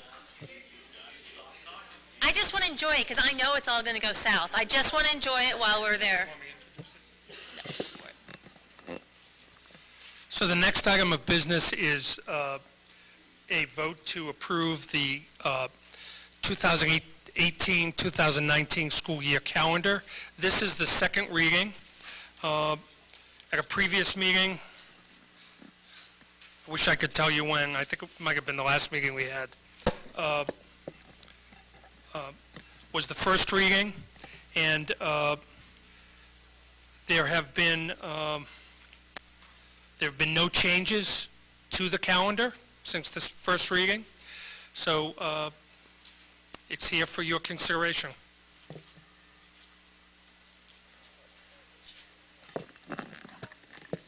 Dean. Just because, it was brought up at the beginning of the meeting, and I do think, so I didn't approve the Indigenous People Day thing, but as a school committee, it's our job to make decisions based on what the community's asking, right? And I don't remember this ever being asked by the community. So maybe we move it to Columbus Day for this year. It's just the name.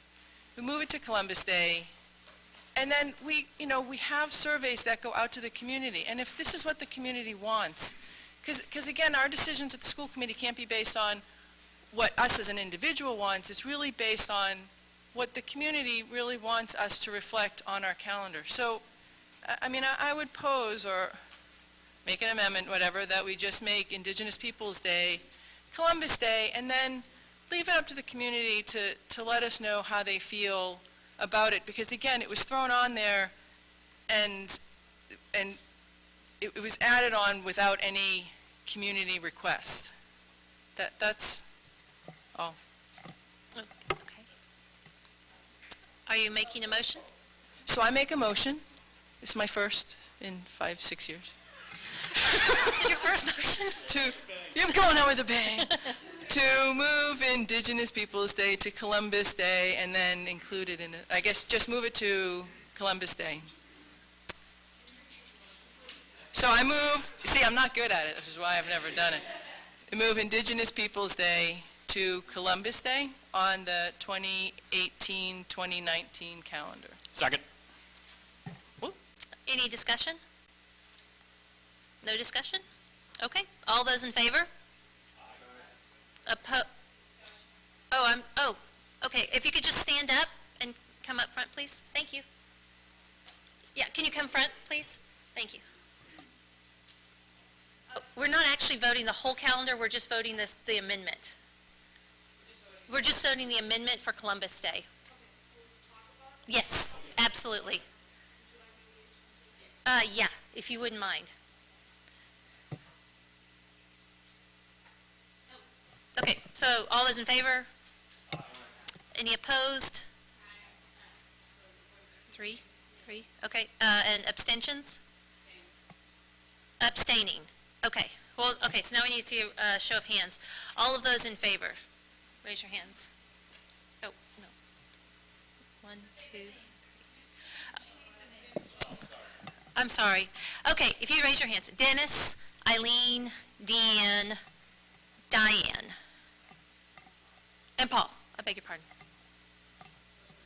They are in favor of changing it back to Columbus Day. Yes. Okay, all of those opposed, please raise your hands. That's Mary, Katie, Bridget, and me. And yes, and then Maya is abstaining. And Tessa is abstaining. Okay, people.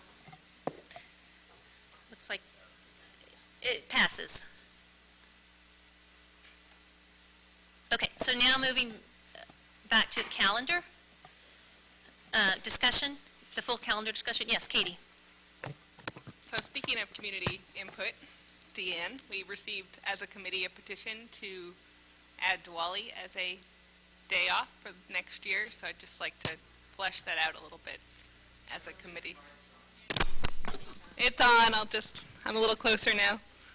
So we as a committee received a petition, I think yesterday, for Diwali to be added as a day off on the calendar starting next year. So I'd just like to flesh that out as a committee a little bit. The email that the petition came with cited a couple community districts, and if you actually click through, they don't have it off. But Harvard, right next door, does have an early release day as of this year on Diwali. And then there are districts in Long Island and New Jersey that have it off. Not to say that they do it, so we should, but just to say there are districts who have gotten to a point where they've decided it's significant enough to have it off. So I don't think I personally am in a place to judge which holiday is significant enough, but if other districts have hashed it out, that helps me decide. Diane. So I've actually given this some thought because I really think this is really important to recognize religious holidays. We have a very diverse community, and I don't think we do a good job recognizing religious holidays. Having said that, it's our job to kind of walk the line between the Establishment Clause of the First Amendment that says we can't promote or repress any religion, and the free exercise clause that says that students have a right to express their religious beliefs, even in school. They can pray in class, and So we can't make decisions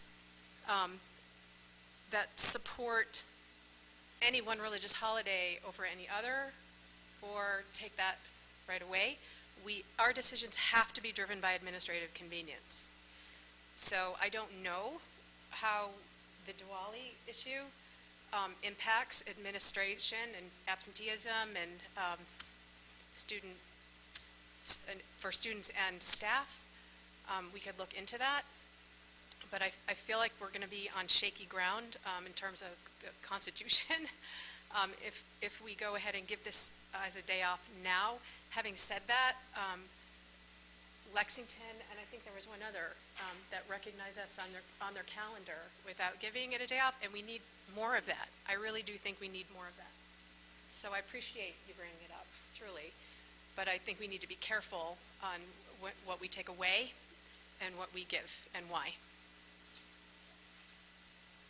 So, when we discussed this previously, someone from the community said this also. I don't understand how we could be in legal trouble to add a holiday when we already recognize two other religious holidays, two other faiths.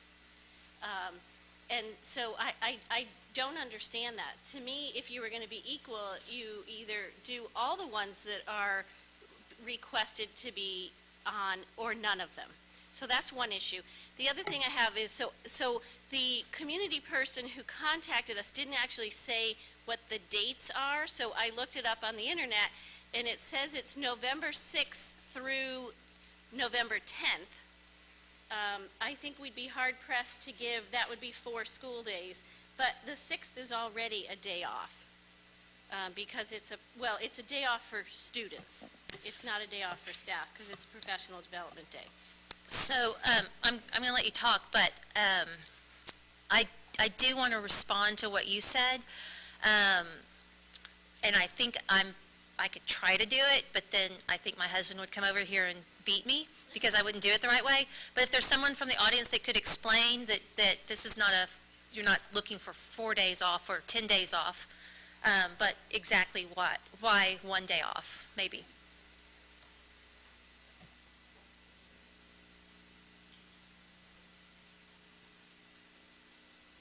Hi, my name is Deepika, and I've been an Acton resident since 2001. I have a first grader who goes to McCarthy Town School, and let me just say this, I love my town. That's the reason I'm still here. But as much as I would like to say that the school represents the diversity of our town, that is not the case. Today I'm requesting the school council to recognize and put Diwali as a holiday on the school calendar. When a cultural holiday is on the calendar, it sparks curiosity, not just amongst the kids, but also their parents. We're not Jewish, but when we saw Rosh Hashanah on the calendar, we were excited. We spent the day talking about it with our 7-year-old daughter, and we also wished our friends the proper way, and it felt us closer to them. Diwali is the biggest Indian festival celebrated by a large population here in Acton. And yes, it is technically a 5-day celebration, but there is one main day, which is November 7th next year. It is usually by a moon phase. That's why the dates are so conflicting. In a lot of parts of India, it's celebrated different ways, but the primary day is November 7th. So it's just one day, which is where the main celebration is. I humbly ask that the school committee follow the example of our neighboring towns, including Lexington and Westford, and put Diwali as a holiday on the school calendar. Earlier this year, I started a petition around town asking people if they agreed with this belief. And in just 2 days, we got over 199 signatures. I believe that by doing so, it will be a step towards embracing our diverse community and building a stronger school system.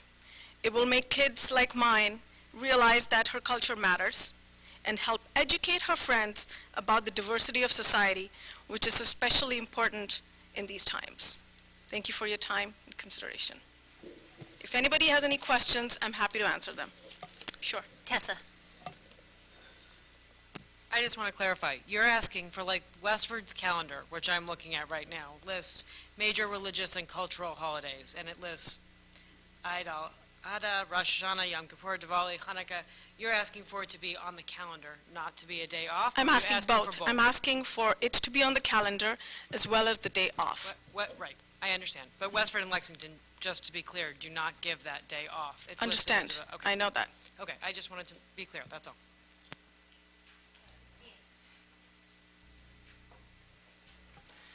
And I guess, you know, I like the idea of actually, you know, I see the calendar when Tessa pulled it up, and it's awesome that all the holidays are listed on there, right?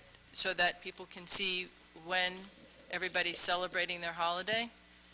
I do think that the reason that Rosh Hashanah and Good Friday are off is that the consensus was, the survey showed that we had high attendance issues for those days. So if we put them back on the calendar, great, but they're still non-teaching days.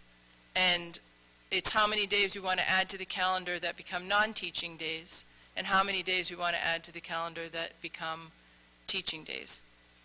I think it's a great idea to have all the calendars listed there, you know, all the holidays listed, but I do think it does come down to what Diane said. It comes down to an administrative issue of, you know, and maybe we hold off on our vote for the calendar and we ask to find out what the attendance has been in the past few years on Diwali, and if we can have the dates of when, you know, the biggest day of Diwali has been celebrated each year, so we can see what the attendance rate has been on those days.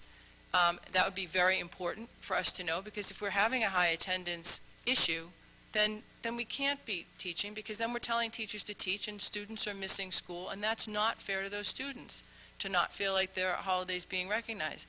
If we don't have a huge attendance issue, you know, we're asking parents, it's a day off.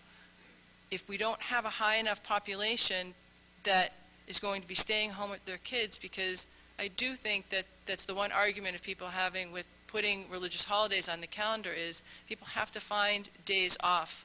You know, their kids are home from school, and they have to find, you know, they have to tell their work that they're not going to be home, or they have to pay for care at, you know, community ed offers great programs, but they're burdened with something for those that aren't celebrating it. So to me, it's always come down to what percentage of our population are actually missing those days in regards to the students as well as the teachers, and can we actually, sorry, that's my medicine, can we actually have school on that day or not? And just like you said, it's an administrative issue. It's not trying to recognize the importance of one holiday over another. It's the same as if we had the week of Christmas. So if we took, and I should know what day Christmas is, but I don't. So December 24th and 25th, I know we celebrated, I have no clue. We took the 25th off, but we made people come to school the 26th, 27th, and 28th, because as a district, we're allowed to pick what days we have on and off. Are we going to have a high enough attendance if we hold school that day? Because once we start adding holidays to just add holidays for days off, then we have to start taking off some stuff, which means that we have a whole week of Christmas, and it's recognizing one specific holiday because people travel those days, then we need to take that off and maybe move it to another week. That's my only concern. Is it's all about, we want the days that the children are in schools to be effective teaching days, and the days that if you have a high mass of students, you know, a certain percentage that aren't going to be there and the teachers can't teach, that's just a wasted day of school. And it's stressful for the students that are missing school. May I ask a question? What percentage would you consider is high enough? And again, I don't, Sorry, I have to, I'm typically, the public comes and speaks, and we're really, policy is not to engage back and forth, so I have to say that, I honestly do not want to debate. I do not want to debate. I respect all of whatever you guys doing, but my question and my request is twofold. It's not just a holiday for me and my family to celebrate at home.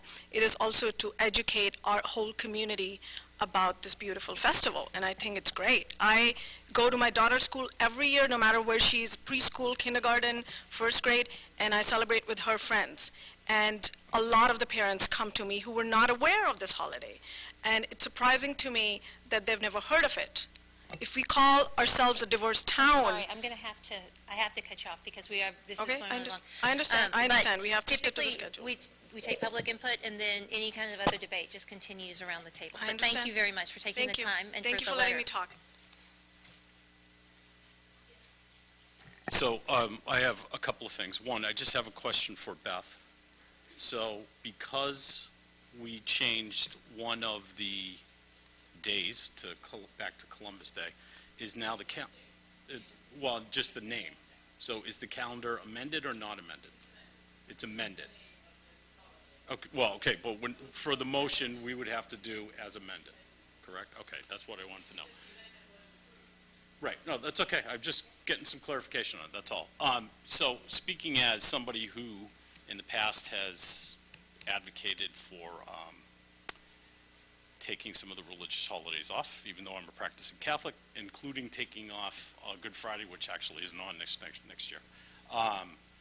But, you know, we're still a public school, and I'm going to make a motion, because our job right now is to approve or at least vote on the calendar that the superintendent has put forth, correct? Okay, so I move to approve the fiscal year 19 school calendar as amended. Is there any more discussion? Yeah, Diane? So I would like to propose, and maybe this is more appropriate for the summer workshop, that we form a subcommittee to study this issue. I think it's important, and districts handle it in many, many different ways. Belmont took everything off and is just absorbing the cost. You know, so I'm not quite sure how protocol would work vis-a-vis my suggestion, but that's what I'm going to suggest, that we study this further. Mary? I also think, at a minimum, I think it hurts nothing to have a second page that lists holidays. And that, at least at a bare minimum, it recognizes each other's holidays. Because I love what the speaker said in that, you know, the idea of I can wish someone happy Diwali and understand and maybe learn a little bit. I don't actually, I know the name of it. I don't know what it does. It sounds like a beautiful holiday. I'd love to learn about it. So I think at a minimum we could include that list. Okay, Tessa, go ahead. So I'm looking at Westford's calendar right now, and they don't even add a second page. It just, on their page, there's a subtitle that says Major Religious and Cultural Holidays. They're all listed. And then on the actual calendar piece of it, they have a circle, and it's listed, you know, in the key as Religious and Cultural Holidays. I mean, that was going to be my question before you asked it, is how difficult is it to just add that to the calendar? Beth, you have a question.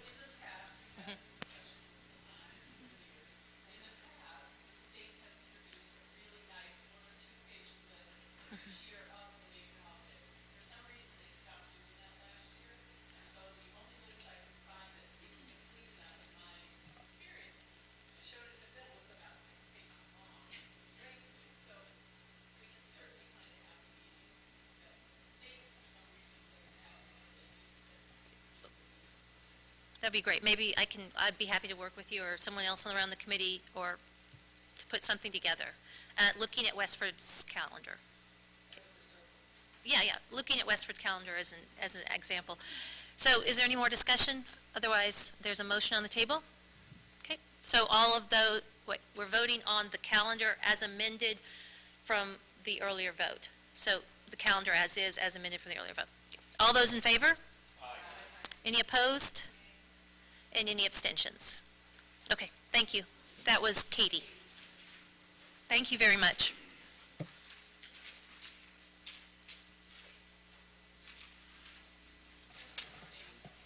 It was Kate, oh, nobody had to say no. So moving on to the budget. If everybody, all right, I'm running 2 minutes behind here. Bill, you're going to have to pick up the slack.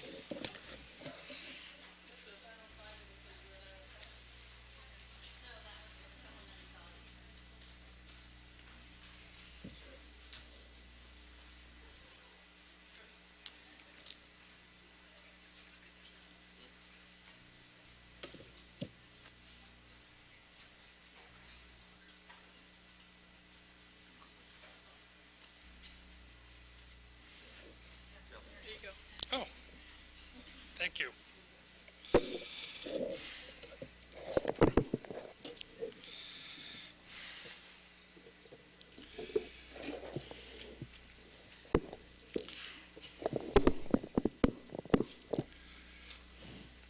Good evening once again. At this point in the agenda, I'm pleased to start tonight's presentation of the FY19 Superintendent's Preliminary Budget. The presentation tonight is meant to be a very high overview, a very general introduction to the preliminary budget for next year. We'll focus on the big picture items, and although you've received a lot of backup detail and information in your packets, which have a lot of numbers in that information, we're not going to focus on the details tonight. It's also important to remember that the budget development process should be and is an evolving and an iterative process. There will be numerous presentations made over the next 2 months till we get to the point of the final vote the school committee will take on next year's budget at their February 15th meeting when there is a public hearing. So, in moving forward, let me just review what that schedule over the next 2 months is going to look like. Tonight's presentation will be followed up at our next meeting on January 11th. We'll continue the information for the preliminary budget. There'll be some specific and more detailed information regarding the athletics budget, community education, the school lunch program, a detailed line item budget, and I'm just remembering one of the items we left off. There'll be a very detailed presentation on capital. So tonight, you'll hear that our plan in the preliminary budget is to increase that by about $286,000 to spend about $1 million on capital, but we'll go into all of those details on January 11th. That presentation will be followed by our Budget Saturday, and on Budget Saturday, the school committee will hear from various staff members about various pieces of the budget, and you'll be then discussing and taking a preliminary vote on the superintendent's recommended budget at that time. February 1st, it's on the calendar here, but February 1st will likely not be a formal presentation. It happens a few days after Budget Saturday. I imagine there'll be a bit of a recap, and any questions that were posed on Budget Saturday that weren't able to be answered, we'll be prepared to answer on February 1st. And of course, if there's any new information between Budget Saturday and February 1st that is impactful, we'll certainly share that.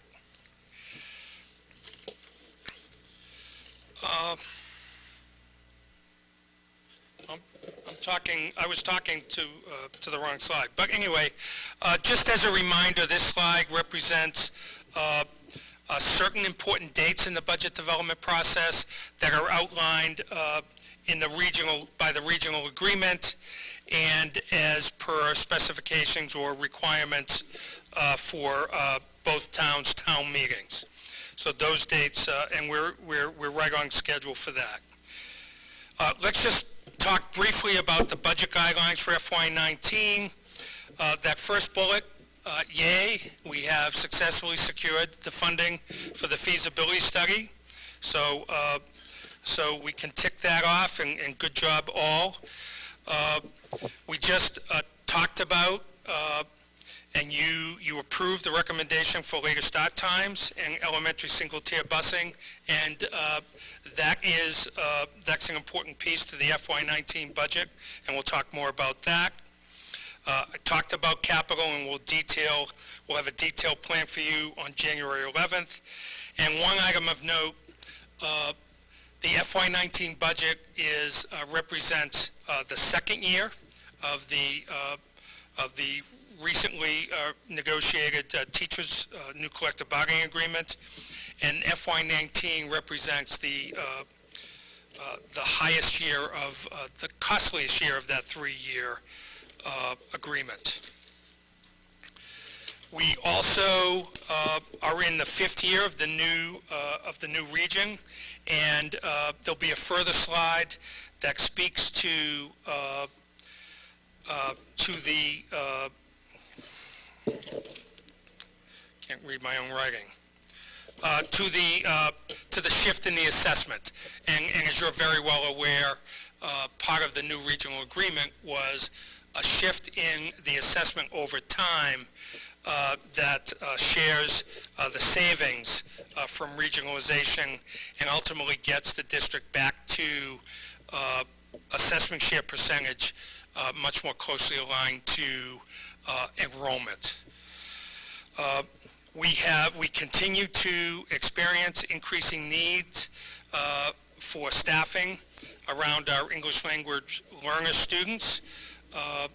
And then, as you heard a couple of months ago, or about 6 weeks ago, in a couple of enrollment presentations, this budget will also address the notion of, or at least an attempt to keep our class sizes within the school committee's class size guidelines. In terms of budget assumptions around revenues, some key pieces here. The preliminary budget anticipates that there'll be a minimum increase in Chapter 78, roughly to the tune of about $25 per student. And for Chapter 71 reimbursement, that's the transportation aid, we are at this point forecasting level funding in the number of dollars, in the amount of dollars in transportation aid.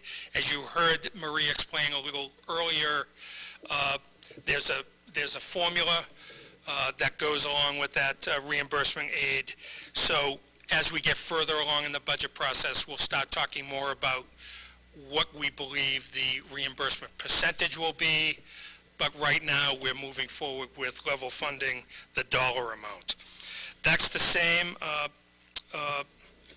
and you'll see later, that's the same with the circuit breaker reimbursement on the state level as well.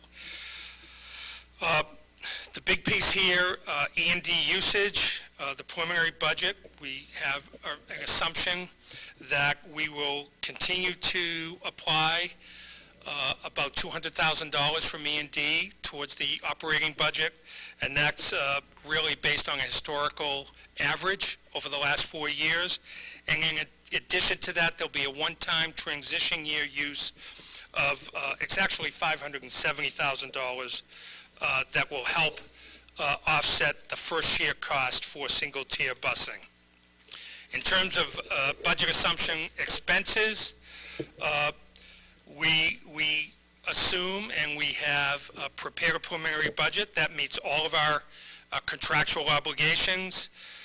We will continue to fund OPEB at a $900,000 level. The budgets the last 3 years have incrementally increased funding to the OPEB line. We got to $900,000 last year. We're not proposing to increase that. We're at the level that was recommended. We continue to look at special education programming in district where possible, so bringing more of our students back in district when we can do that. The preliminary budget assumption around health insurance expenses, this budget assumes a 0% rate increase. We can talk more about that in detail as we go through the process. Some additional budget assumptions around expenses, again, the single-tier cost of busing, estimated at $750,000, it's a typo there, and offset by the one-time $570,000 use of E&D. We'll go into that in more detail in just a second. And then the additional 4.4 net of staff increase, that's across the board. And Marie will go into that in further detail as well. A piece of the additional 4.4, two additional classroom teachers at the elementary level, at least at this point, we believe will help us get towards our class size guidelines. And as I indicated earlier, circuit breaker reimbursement is assumed to be level funded in terms of the dollars compared to FY18, and then we're assuming capital spending of approximately $100,000. So again, big picture, what does all this mean? The preliminary proposed budget is at a little over $89,500,000. It's an increase of almost $3.5 million, or a 4.0% increase over FY18. I'm sorry. Capital is $1 million. Did I say? I said 100,000. Yes. So let me back up. Thank you for clarifying that. I need new glasses, but it's $1 million. And then Dave is going to take us through some slides on the preliminary assessment information.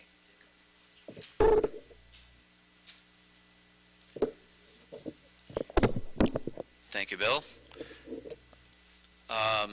So, based on the preliminary draft budget of expenditures, net of fiscal 19 revenues, which I'll discuss next, and the use of E&D, here's an overview of the preliminary assessment summary. There's a copy of the preliminary table 6 in your packet.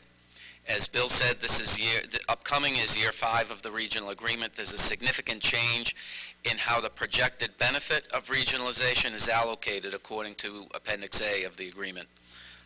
If you recall, FY18, the current year, that benefit favored Acton by 82.5%, Boxborough by 17.5%. Next year, it goes to 60-40, Acton, Boxborough.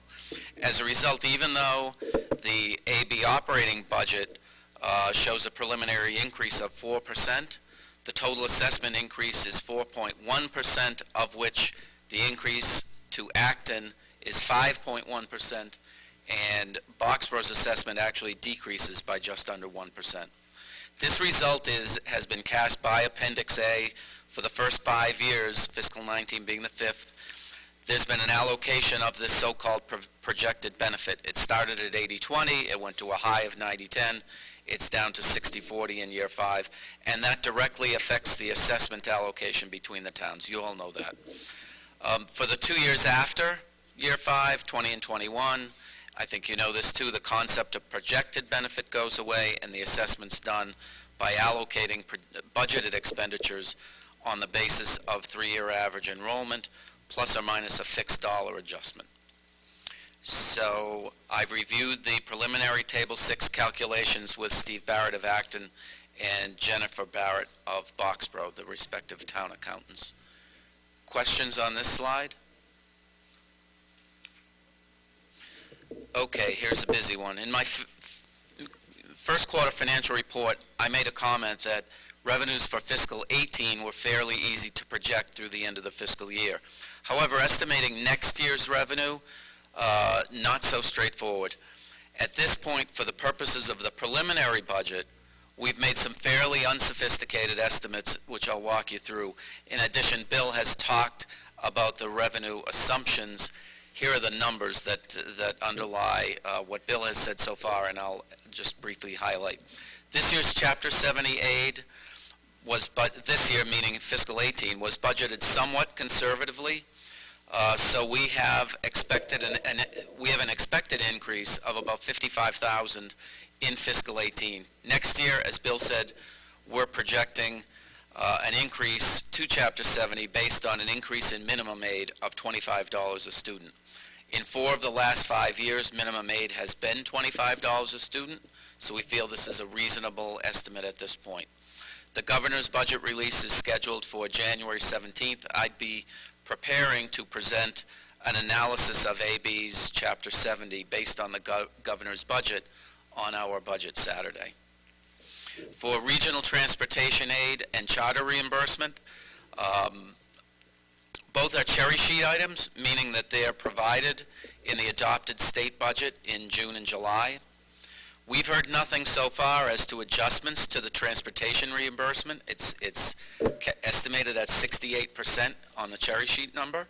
Historically, that gets adjusted upward before year end, both fiscal 16 and 17. In those years, the final reimbursement was over 73%. We've level funded preliminary fiscal 19 revenue at the current estimate of fiscal 18 reimbursement for both transportation and charter, and that represents 66% reimbursement on transportation. As I said, we'll have a more in-depth look at both of these as necessary in January. Regional bonus aid, this is the 5th and final year of the financial incentive of regionalization. It's down to $25. We'll try not to spend that all in one place. It was more significant, obviously, in the earlier years.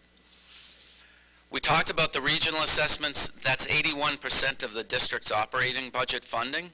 So together, state aid and regional assessments make up 99.7% of the district's revenues. To the question which has come up, well, if the budget's going up 4%, why is the assessment up 4.1%? Well, you can see that the state revenue, which is 17% of revenues, is up only a little over 1% in our estimate. So because Acton-Boxborough's state aid growth, because we're a minimum aid district, doesn't keep pace with budget growth, or even inflation for that matter, the assessment has to pick up a slightly larger share of that budget increase in terms of percentage. I see one head nodding, so I'll assume that that's understood. Thank you, Bridget.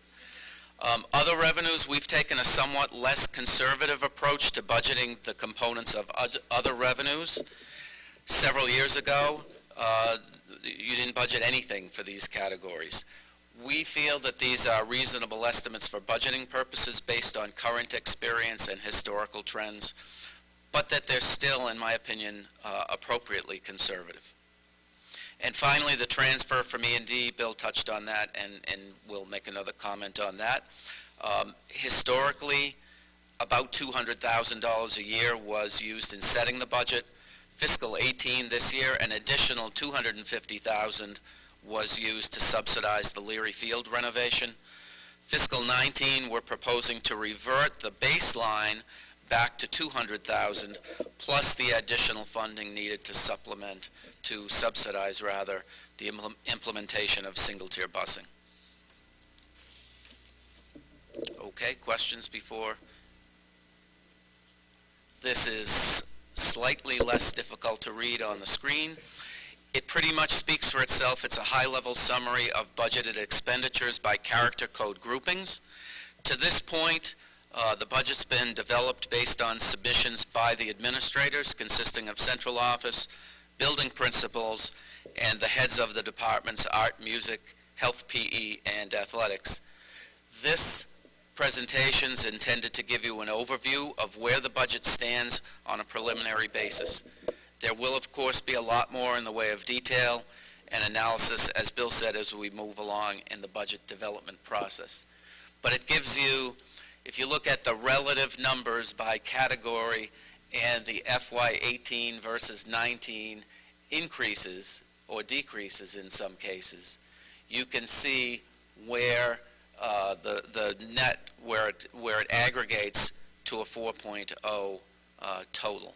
So even though something like salaries is up, the significant amount of the total budget is up by 5.4%, with some of the other fairly large items, I mean fringe expenses, $14 million cost, only up 1.5 points. Some of the other costs are down. It nets to 4.0. Bill's going to shortly provide some insights into a few of the major cost centers, but before that, Marie is going to provide some overview information about salary costs and employment contracts and preliminary FTE adjustments. So any questions to this point? Thank you.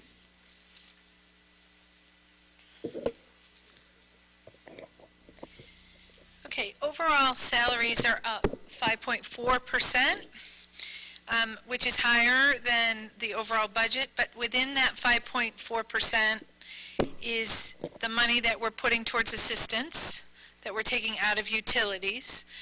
So $350,000 of that is for the assistance, literally just moving the money from the utilities account to the assistant account. So that represents actually a 0.7% increase in salaries. So if we take that out, salaries, instead of being up 5.4, are up 4.7%. It is the second year of the new 3-year teacher's contract and the third year of OSA and custodians. So this chart shows you the cost of living for each group, the steps that are included in contracts for each group, and the overall increase for each group. And again, you remember when we settled the teacher's contract, the 3 years, the first year of the contract was 1.5%. This is the high year. And then it comes back down closer to the middle for the third year. So I'm going to go backwards a little bit. So these are by group, the cost of living steps and overall increases. Support staff is almost everybody else, if you will. So that's all of our classroom assistants, special education assistants, bus drivers, cafeteria, etc. So one of the questions we're getting is sort of, you know, if salaries are up 5.4, how can the whole budget only be up 4%? So health insurance is a big portion of the budget. And so employee fringe benefits, that includes health insurance, I think OPEB is in there, Middlesex retirement, workers' comp, unemployment, all of those things are only up 1.5% because health insurance is flat. Why is health insurance flat? Because the last couple of years, the reserves in the health insurance trust have grown to a level where we haven't needed to increase. That's part of it. The second reason is that all the employee groups got together and agreed to change the benefit. So there's savings from that. So in next year's budget, for the first time, we're going to have a deductible for all employees in health insurance. So people in the HMO, it's going to be $250, $750. There's going to be a health savings account option that has a high deductible but also has a health savings account to be used towards the future, and so on.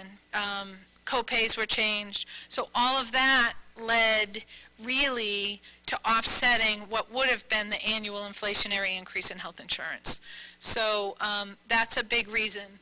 So, and then also the salaries are offset by the decrease in utilities. And if you look at operational expenditures, down almost $500,000, down $440,000. $350,000 of that is we took it out of utilities and put it in salaries. That was the assistant piece. $100,000 of that is an additional decrease to utilities, thanks to all the good work of JD and Kate around sustainability and containing costs. So those are kind of the big numbers, but I wanted to sort of relate salaries to those things. All right, in that, so the 5.4, as I said, if you take out what got moved out of utilities, it's 4.7. It also includes the new positions. All right, the new positions are also about 0.8% of this increase. So the new positions are all listed on this slide, and on Budget Saturday, we're going to go into them in depth. So this is going to be kind of a quick overview of them. There's nothing here that you haven't seen before. You've seen everything on this list before. So the top third or so of the list is around moving all the sections forward. There are a couple reductions in doing that. And then addressing class size. And this was all presented to you in November with the enrollment report. So as you know, the current 3rd and 4th grade, we have 24, 25 kids in every classroom. And so we're proposing adding 1 class at next year's 4th grade and 2 classes at next year's 5th grade so that we can get back closer to our class size guidelines. Right now we're at 24, 25 in 3rd and 4th grade. Those are grades where we've gotten more kids than anticipated. So the top half is all that. Then we see the elementary literacy specialist coach, which has been in our presentations for, I don't know, 4 or 5 years and deferred. We're going to have a panel giving you a lot of detail about curriculum support on Budget Saturday, and you'll hear more about that. The English language, you've heard our numbers about EL support, and so we're proposing that we add 1 more EL teacher for next year. And the next 2 are the McCarthytown and Conant Learning Centers. That was a 3 to 4 year plan that we started 5 years ago. We deferred it again, and this year we have it in the budget. Across from that, you see 3 places where it says reduce 1 special education assistant. You can't read it left to right, so they're not tied to the thing on the left. Overall, we believe that by adding a 3rd learning center at Conant and McCarthytown, we're now spreading out students we have in 2 learning centers. We have teachers in those 2 learning centers. We have assistants in those learning centers. We believe that we can add the 3rd learning center and reduce special ed assistants as an offset. So what we're essentially doing is we're converting 3 special ed assistant positions to 2 teaching positions. So that addresses some of what Diane's been talking about. We've been doing this over time. We believe this is going to work out better for kids. You'll hear more details about it again on Budget Saturday. So I just want to make sure when you read English language teacher at Gates, add 1, you're not tying the special ed assistant on the right to that. I might change this chart to just put reduce 3 special ed assistants and put it all in 1 line to make it a little more clear. The strings position, 3-year phase-in of 1.0. This is the 3rd year. You've had extensive presentations about it. It's been a great success. And then the athletics assistant coaches, that was also a 3-year plan. We had several teams that don't have assistant coaches. Some teams, the boosters provide an assistant coach. Other teams, they don't. We're having a 3-year phase-in so that for each team, we have a head coach and an assistant coach for safety reasons and for equity reasons. And we had cases where some teams had assistants and other teams didn't, and it wasn't the way it needed to be. So $27,000 a year for 3 years is going to get us to at least 1 assistant coach for every team, every varsity team. And then the 6 to 8 STEM curriculum coach, so science, technology, engineering, math, covering grades 6 to 8. And that was also on the deferred list last year. And these are curriculum specialist coaches where they're really curriculum coordinators. And right now we have 1 curriculum coordinator for mathematics, K to 6, 1 for science, K to 6, and one for literacy and social studies, K to 6. And it's just not possible to continue having one person help implement and support teachers in the implementation of curriculum across 6 schools and the junior high. So the proposal is going to be that we go from one literacy, social studies, curriculum coordinator, K to 6, to one K to 2, and one 3 to 6. And then we have math and science, K to 6, one of each. We're going to have those folks be K to 5, and then have a 6-8 STEM. Deb, you can correct me. Go right ahead. Sorry. I'm trying to do it quickly. You're going to get a long presentation on this. Can I just, we'll just provide more details on exactly what the roles are and responsibilities when we get closer, okay? I think that'll be easier. Sounds good. Okay. Okay. So that was a quick overview of the positions. Like I said, they're all things that have been either part of a multi-year plan or deferred from prior years. And you'll hear more about them on Budget Saturday. Back to Bill. Thank you, Marie. And I just want to sum up and outline 4 specific examples in the expenditures piece to give you just a little more detail. And these 4 examples make up a large share of the increase other than salaries, which you just heard. So transportation, student transportation. The increase of $750,000, which is what you've heard, is our estimate on the cost of single tier. This slide breaks down for you how that really works. So in year 1, it's a 2-year process, FY19. The increase, the actual impact on the budget is $180,000. The $570,000 from E&D offsets the full $750 through revenue. That's the revenue piece. And so in FY20, moving forward, we carry forward in the base budget the $180,000 that was added this year. We then add an additional $192,000 in cost in FY20, and then we pair that with additional Chapter 71 revenue. That's our estimate of $378,000. And as you've heard earlier, the transportation reimbursement aid, the Chapter 71 aid, lags by a year. So the FY19, the FY20 aid will be based on our FY19 actual cost and participation applied to the formula. The next area, school operations, and Marie touched on this. If you look at this slide, the first 4 items there to within $10,000 or so balance each other off. There's some reductions along with an addition. And then the utilities line, you'll see there's a $450,000 decrease over FY18.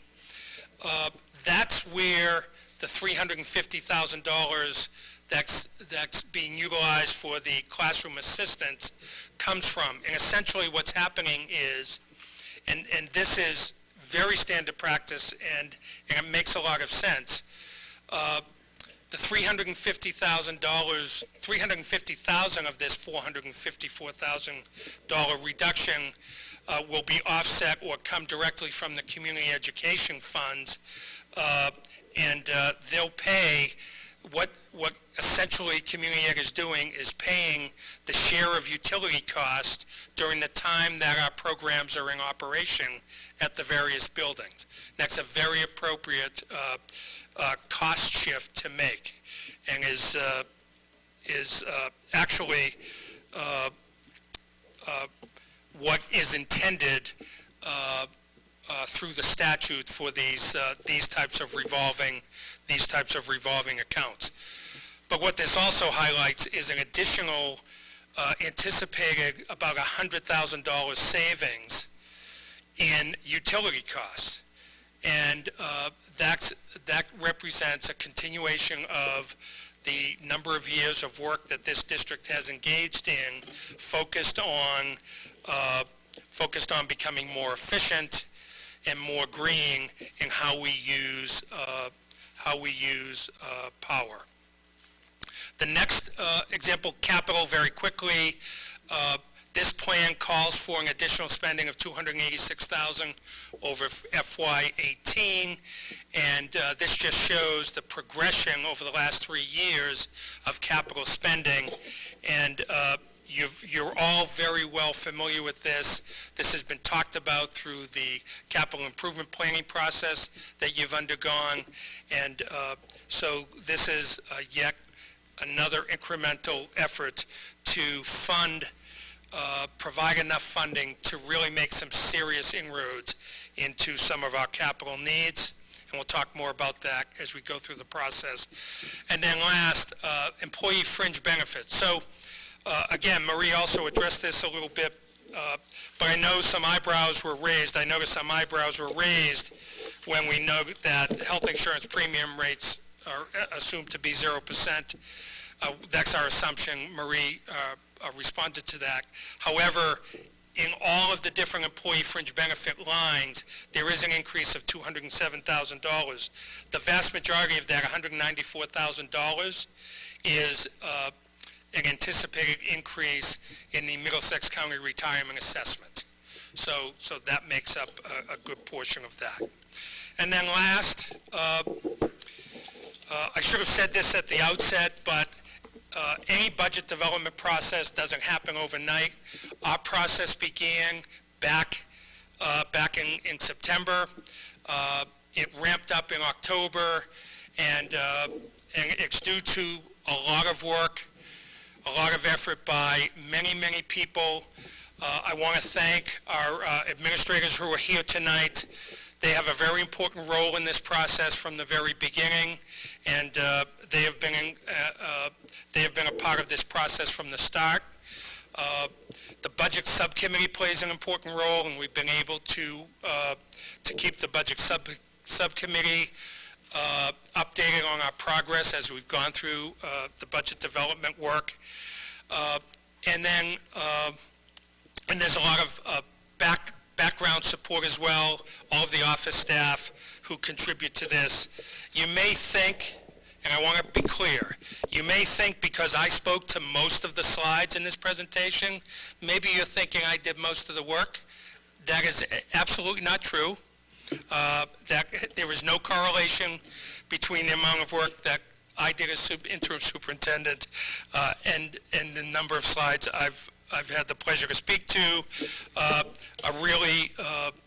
A really big thanks to our central office staff, to Marie and Dave in particular, who are the brains and workhorses behind this process. So thank you for the work you've done, and we look forward to continuing this process with you over the course of the next couple of months.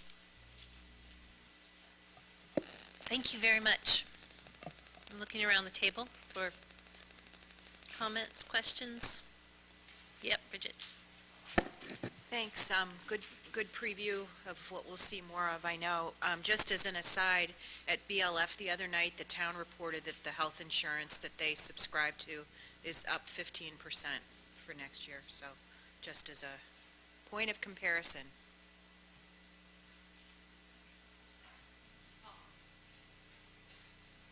So, Bill, thank you.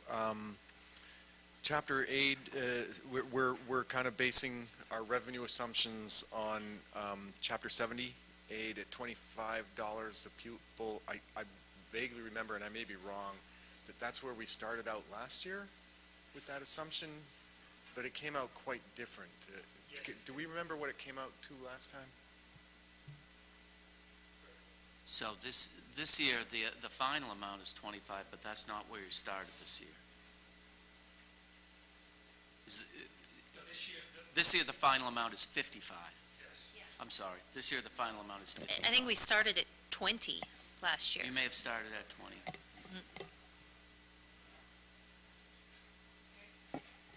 I don't think it's going to be contested at all, but I have to say I was at the concert last night at the high school, and the strings group played, and they were outstanding. I mean, talk about, I wanted a CD of it because I just felt so calm and relaxed. It was beautiful.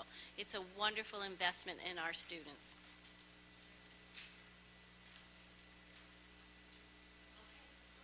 All right, thank you very much. I'm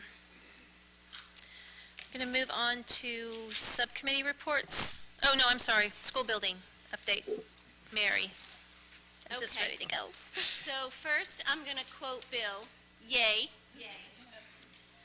Next, I want to say that I think the school committee, all of the town boards, the town moderators were just so excited at the civic engagement on December 4th for the school building project, the marijuana articles, and all the other articles. It was amazing to see all the people who came. I commend Acton for working through their challenges and hanging in there and getting to the really good stuff. And we really had a high level of support for the school building feasibility study, so that was outstanding. In terms of moving forward, we are working with MSBA and we'll finalize the design enrollment agreement. So those are the enrollment numbers that we will move into the feasibility phase with. We will submit our certified copy of our votes, and then MSBA will take a vote on February 15th to approve our feasibility study agreement. Once that's approved, we can hire the OPM, but it is a process. People need to understand that. So we can't put the ad out until they approve, and then the ad they have to approve the ad, and then it has to be out for a certain amount of time. So we likely won't hire an OPM until the end of March, early April. And then with the OPM, we will hire the designer. So the designer won't come on till April or May. So that's kind of the process from here, and the school building committee will continue to work on this process. Okay, thank you. Now school building report, not school building, budget, Bridget, budget. Budget subcommittee met December 8th. Our next meeting is going to be January 12th, Friday, at 7:30 in the morning. So we did a preview of the presentation we saw tonight, talked a little bit about capital planning, including the building update and the results of the town meeting, and that was the bulk of the meeting, really. Okay, thanks. ALG, Paul, do you want to say anything about ALG?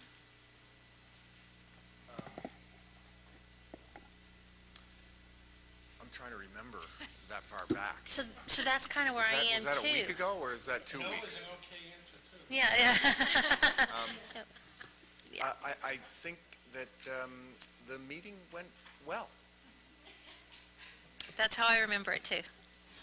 Okay, before we move on, though, to the school member reports, the other one is that we need someone that can step in for the liaison to the Board of Selectmen. Eileen isn't able to continue to do it, so I really need someone that can commit to going on Monday nights from Acton to the Board of Selectmen meeting. It's every other Monday. You don't have to go to every meeting, but it's just an incredibly important relationship, and having someone there to answer questions and to really kind of interact with the board, it's just really, really important. So I don't have to put anybody on the spot right this minute but I could do it later. Yeah. I would like to do it. I'd like to also share the responsibility, because I don't think I can commit to everyone, but I am interested. Well, I think that would be great.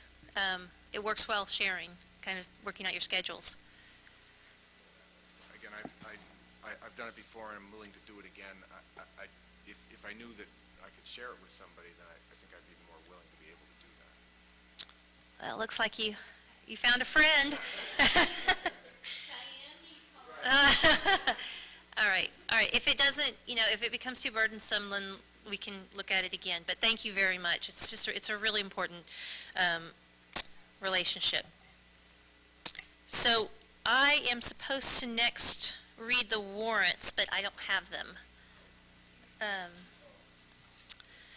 But before, so while I'm waiting on that,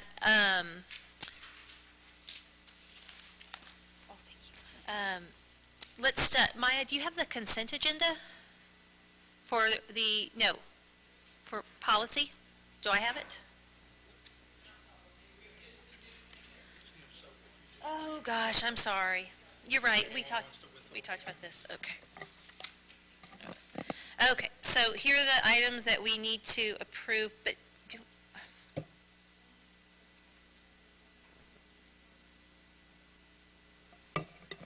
okay, so we're going to try something different. So I'm going to read out the things that we need to vote, and if you would like me to hold something, please let me know.